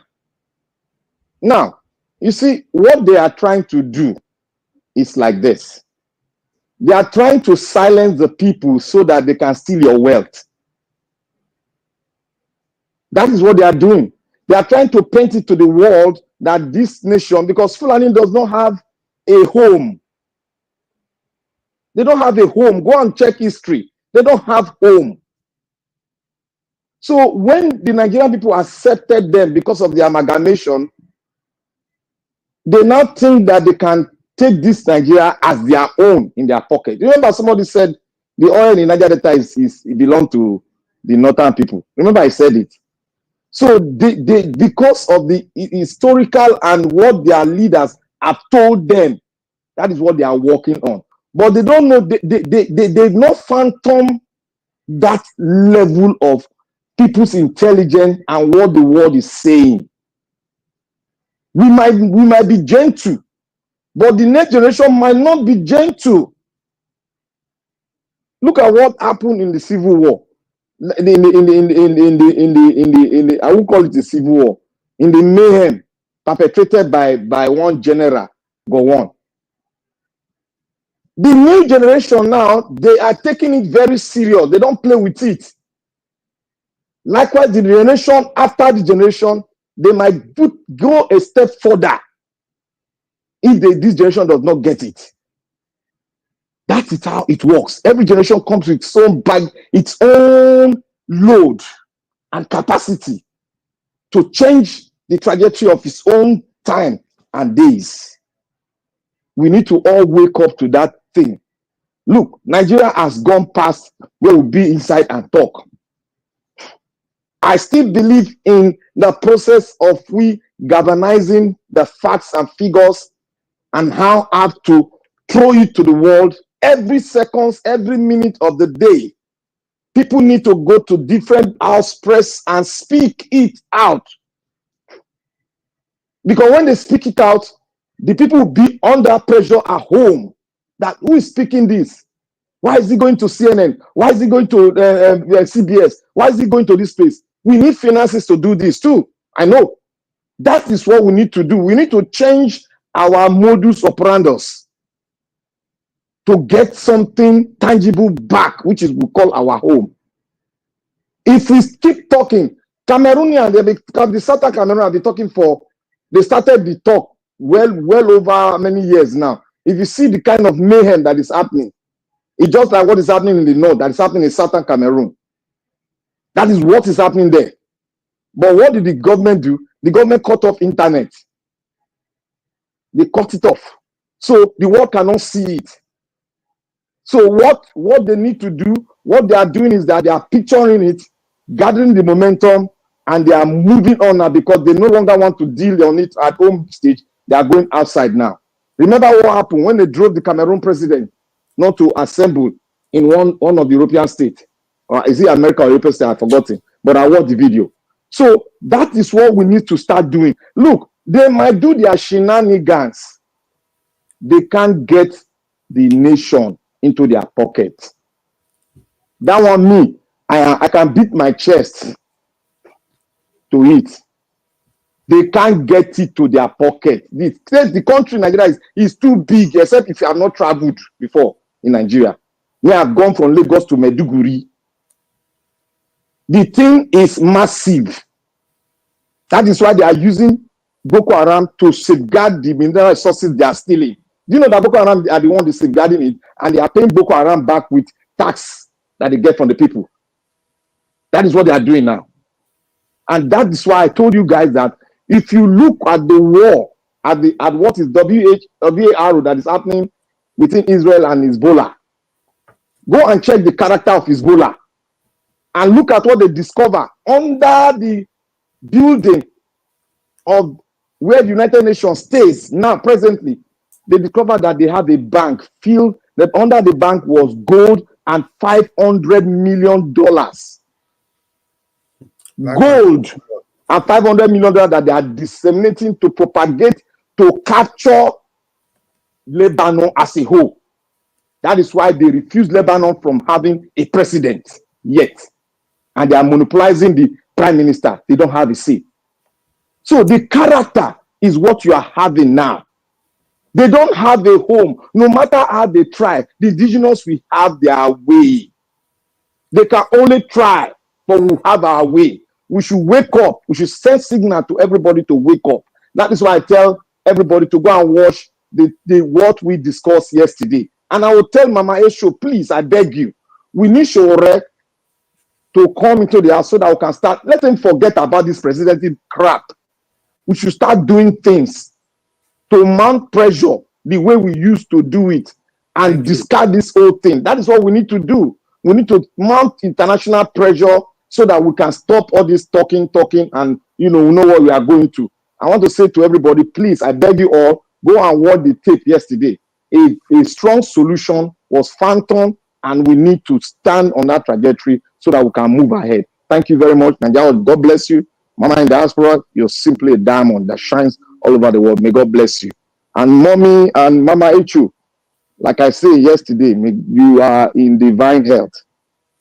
Don't hustle. You are in divine health. Nobody can tamper with you. Amen. Just know that God, the word has gone before them. The word was spoken upon your health. I didn't know, but it has gone before them. So there is no one faster than the word of God, because the word of God is God. So you are protected. Amen. Amen. And Black Panther. Panther. I had this one, John, Black Panther. Maybe what you go do, we say, we go send Texas soup. Go give Madam Metro Texas hot soup so that you go recover on time. But you are healed. The hand of God is upon you. You are covered in the blood of Jesus. Amen. Thank you, Black Panther. Thank you, give us our mandate for that. The next thing is that we noticed that somebody just joined the panel, and that will be Mr. Oduwa. Pa Oduwa, Obuzola, welcome to the show. It's good to have you. Pa Oduwa, you want to talk to us? Okay. Badomo, sir. Pa Oduwa, you go talk all of them once, so because you come late. You will talk all of the ones because Ghana and Java will ring bell. Now beg we beg them. Who are out by? And before you start, may we greet Paul Ibekeme. He just joined us. And thank you very much, Paul Dua. Talk to us. Oga Jonathan, are you still there? So Paul Dua, Gumagwa. Baba Chris, good evening, sir. Happy Saturday, happy weekend to everybody. Baba Jonathan, Baba Black Panther, Baba Naija Wash, Baba Margaret, happy New Year. Thank you, welcome. Mr. Jonathan, please. After Mr. Dua will round up, but that issue you raised, you need to dwell on it for at least 1 to 2 minutes. If the law was for Sharia people, why bring it to National Assembly?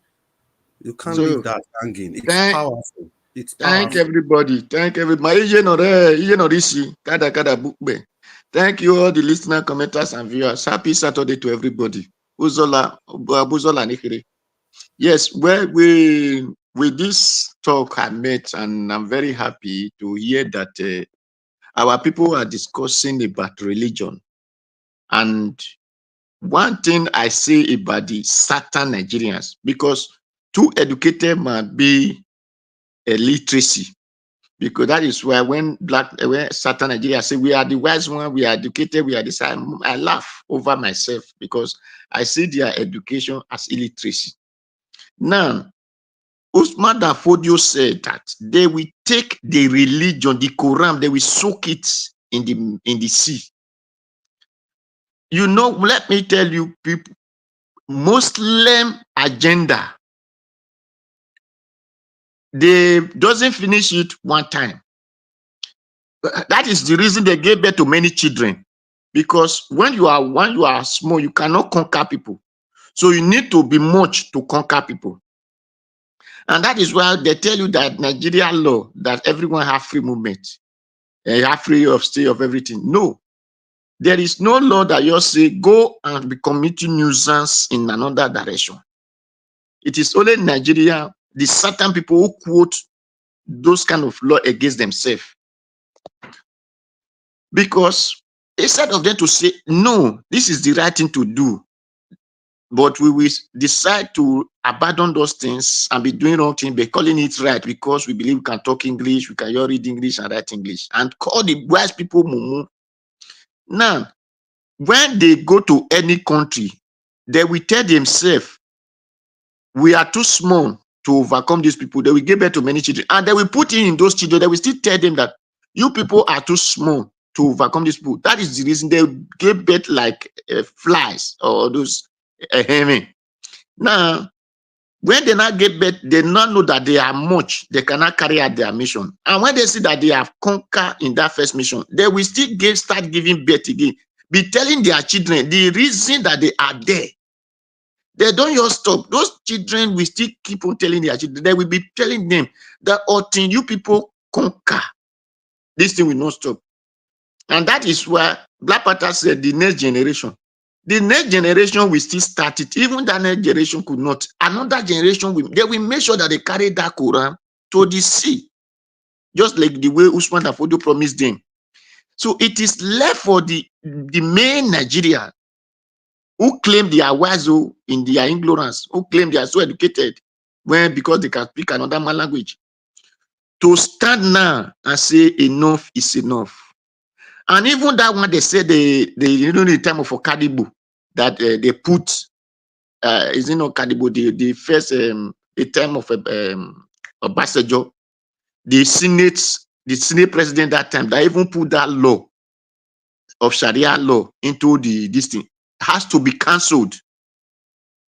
Because Nigeria is not a religion country.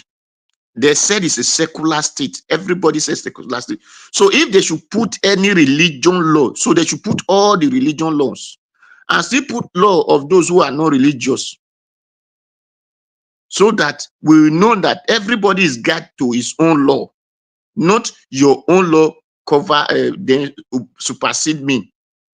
So I still love those senators who were saying no. Not those who said they should step it down first. Automatically tell you that a Senate did not have the copy. Then how do they not pass the first reading? when all the Senate could not have the paper? How do they pass the first reading? So, and the other one said what their people sent them. And that is why 3 of them said, or 4 of them said they agree, it's just for them to pass it. That after pass, you not debate. How will you now be debating law that it become existing law? Then you want to cancel it? It will be difficult. It's better you cancel it now before you say you debate and cancel it. Or you debate and say, okay, we all agree to it.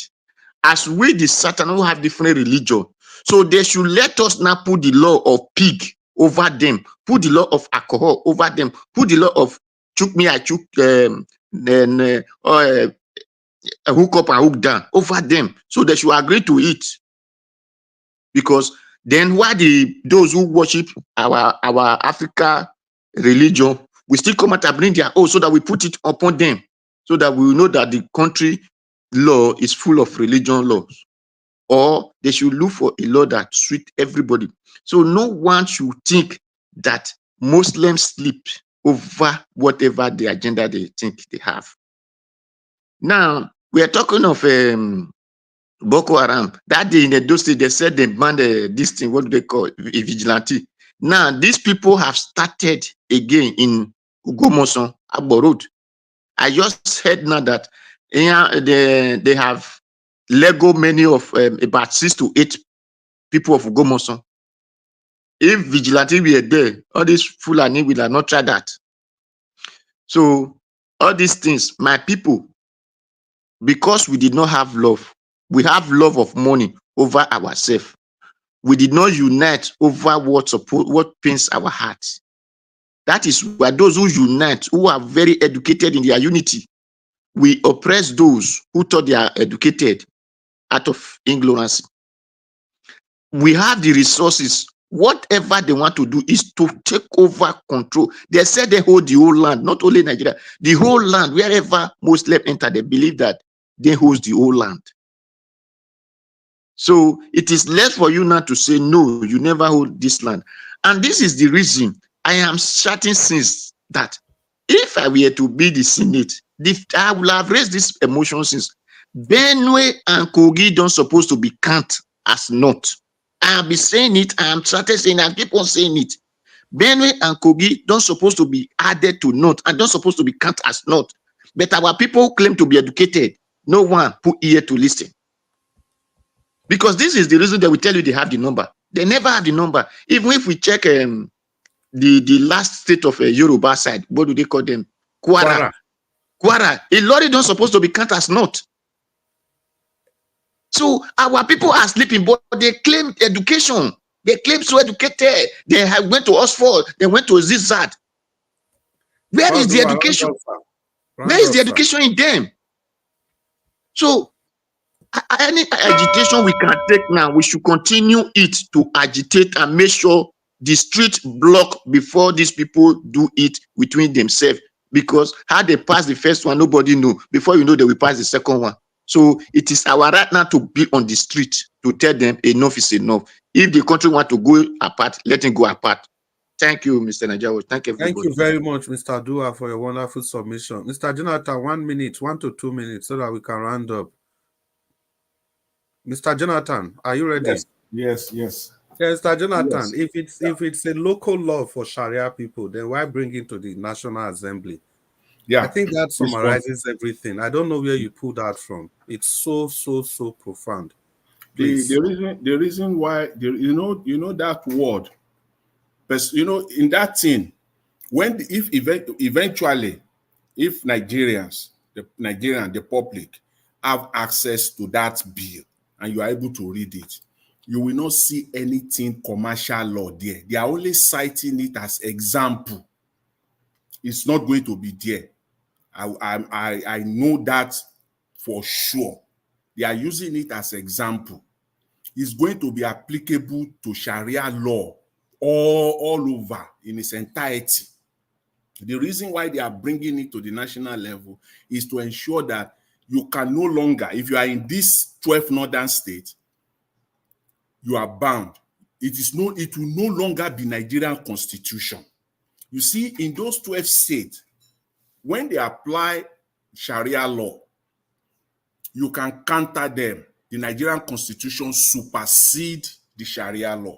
So you can bring the Nigerian constitution as your case to counter it. Once they remove persona out of it, the reason why they bring it to national level is that even in those states, you cannot use Nigerian constitution to fight Sharia law anymore. Sharia law will be a standalone. That's why they don't want to go to states. If they go to state, it will still be a state law, and Nigerian constitution supersedes, overrides.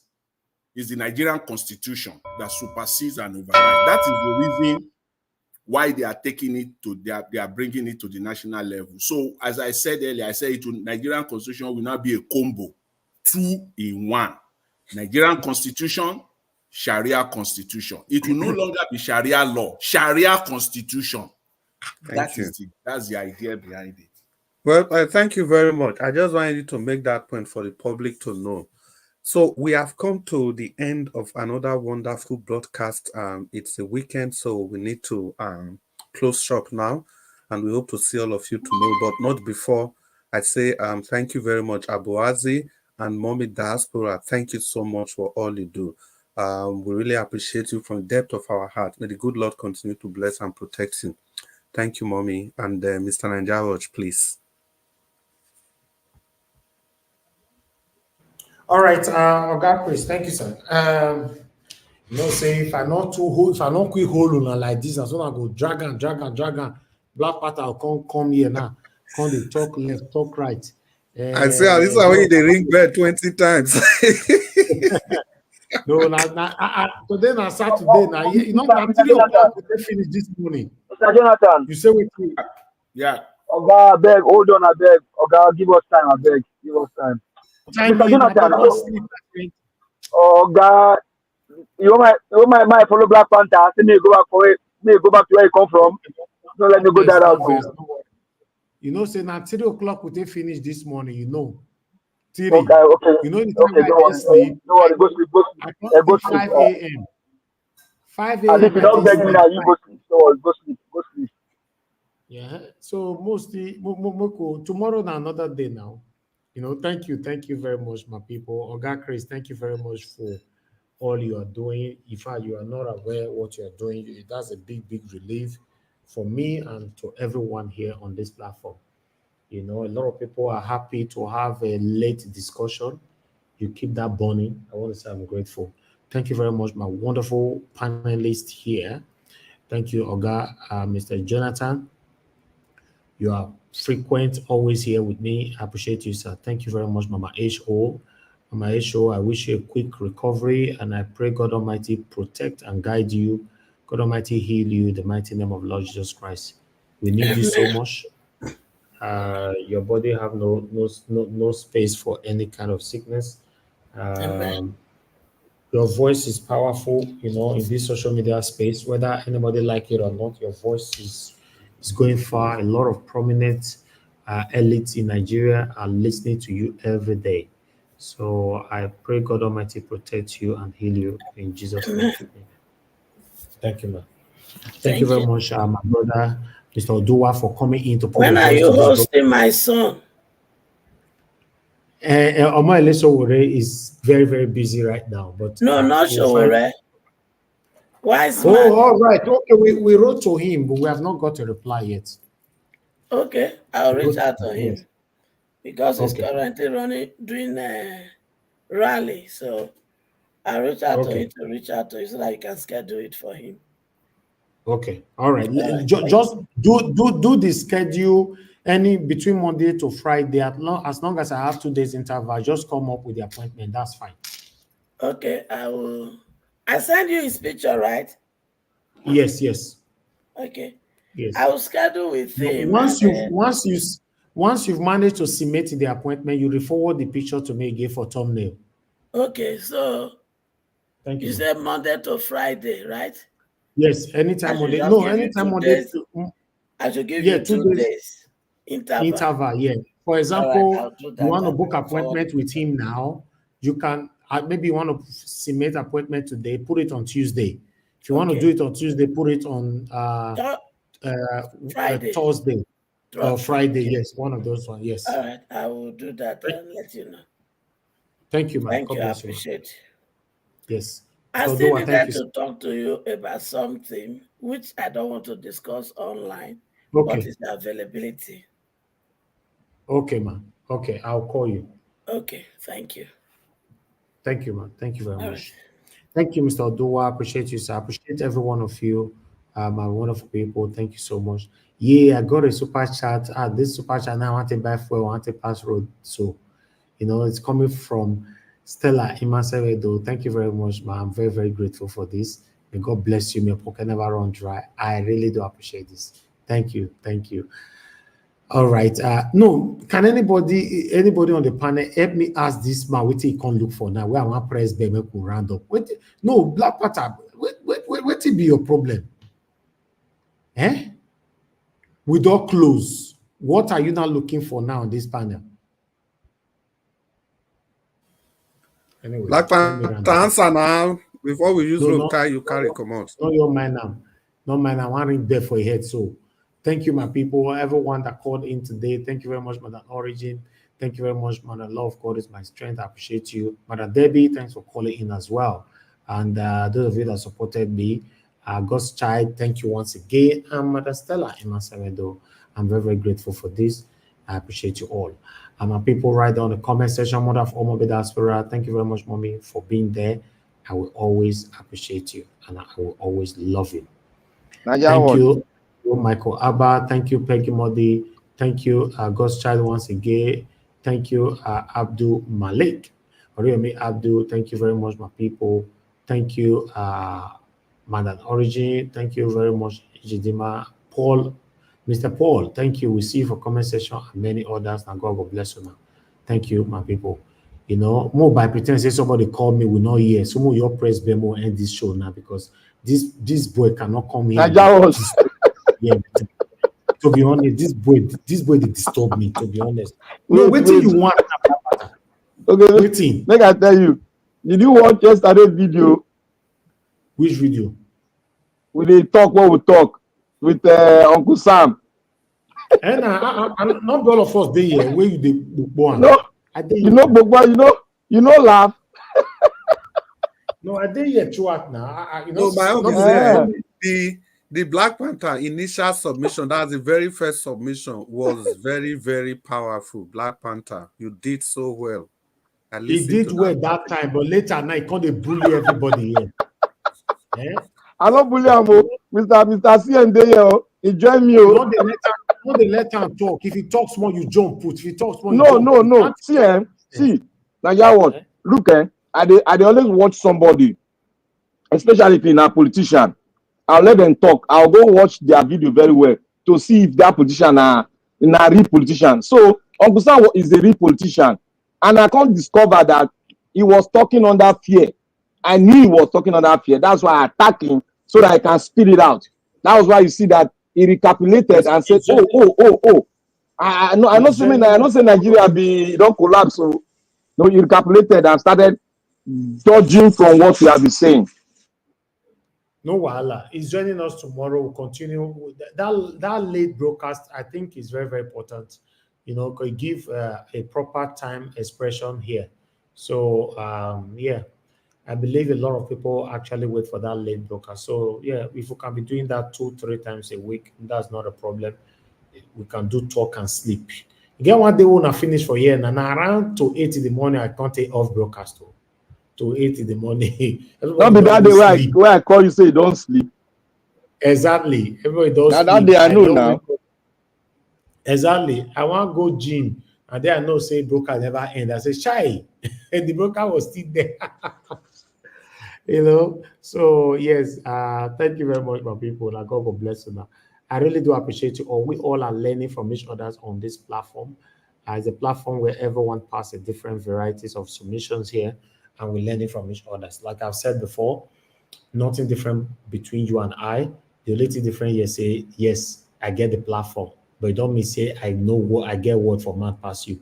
we all are putting our voices together collectively to see how we can play our part to see a better Nigeria in our time. That's what we're doing. If not, we have other things that we can do. Black Panther can engage in gossip and be doing gossip left and right like many other shameless people are using to do. I can do the same thing. Oga CM can do the same thing. Mama Esho can do that, or Mr. Jonathan, or give us a mother, even Mr. Dua, if they want to. But they choose never to engage in this kind of shameless activities. And we are here every day putting our voices here. We should be applauded and be encouraged, for it. Standing for what is right. How many Nigerians we still have today that are standing for what is right? A lot of them have been sold out. That's just the fact. They have been sold out. Everybody want to make a quick money and all that. Yes, like what we are doing right now. Any money I make from this one, and now my money, you never born you will come ask me tomorrow, say how far, where you see your money, where you do this, or where you see this. But the money that you collect from politicians, anybody that die in the process, you are part of the killers. In case you are not aware, always have that in mind. Let it ring to your head. When you are collecting that money, don't think about your wife, your children, your immediate and extended family alone. Let me secure them. No. Also have it in mind that when you are collecting money from politicians to do the wrong thing, you are part of the people buying the people in Nigeria, either through hunger, through anything that is not being done properly, and you are supporting it. Thank you very much, my people. Like I said before, we draw the curtain here. Let's do it all over again tomorrow. Fingers crossed. We'll continue from where we stop by 6 p.m. Saturday or Sunday. We might be, I don't know how we're going to do that, but sometimes we come out late because Saturday or Sunday, my project that I'm doing here is mostly on Saturday and Sunday. So sometimes rushing home to meet up with 6 is not very easy for me. But whenever I did not meet up with 6 p.m., always know that by God's grace, fingers crossed, I will certainly come out. Just look out for me. Okay. Like I talked about before, we don't finish this one. Let's round up. Good night. I'll see you guys later. Bye for now. Ọba tí gbẹ́kún aládùúrà mo ti dé.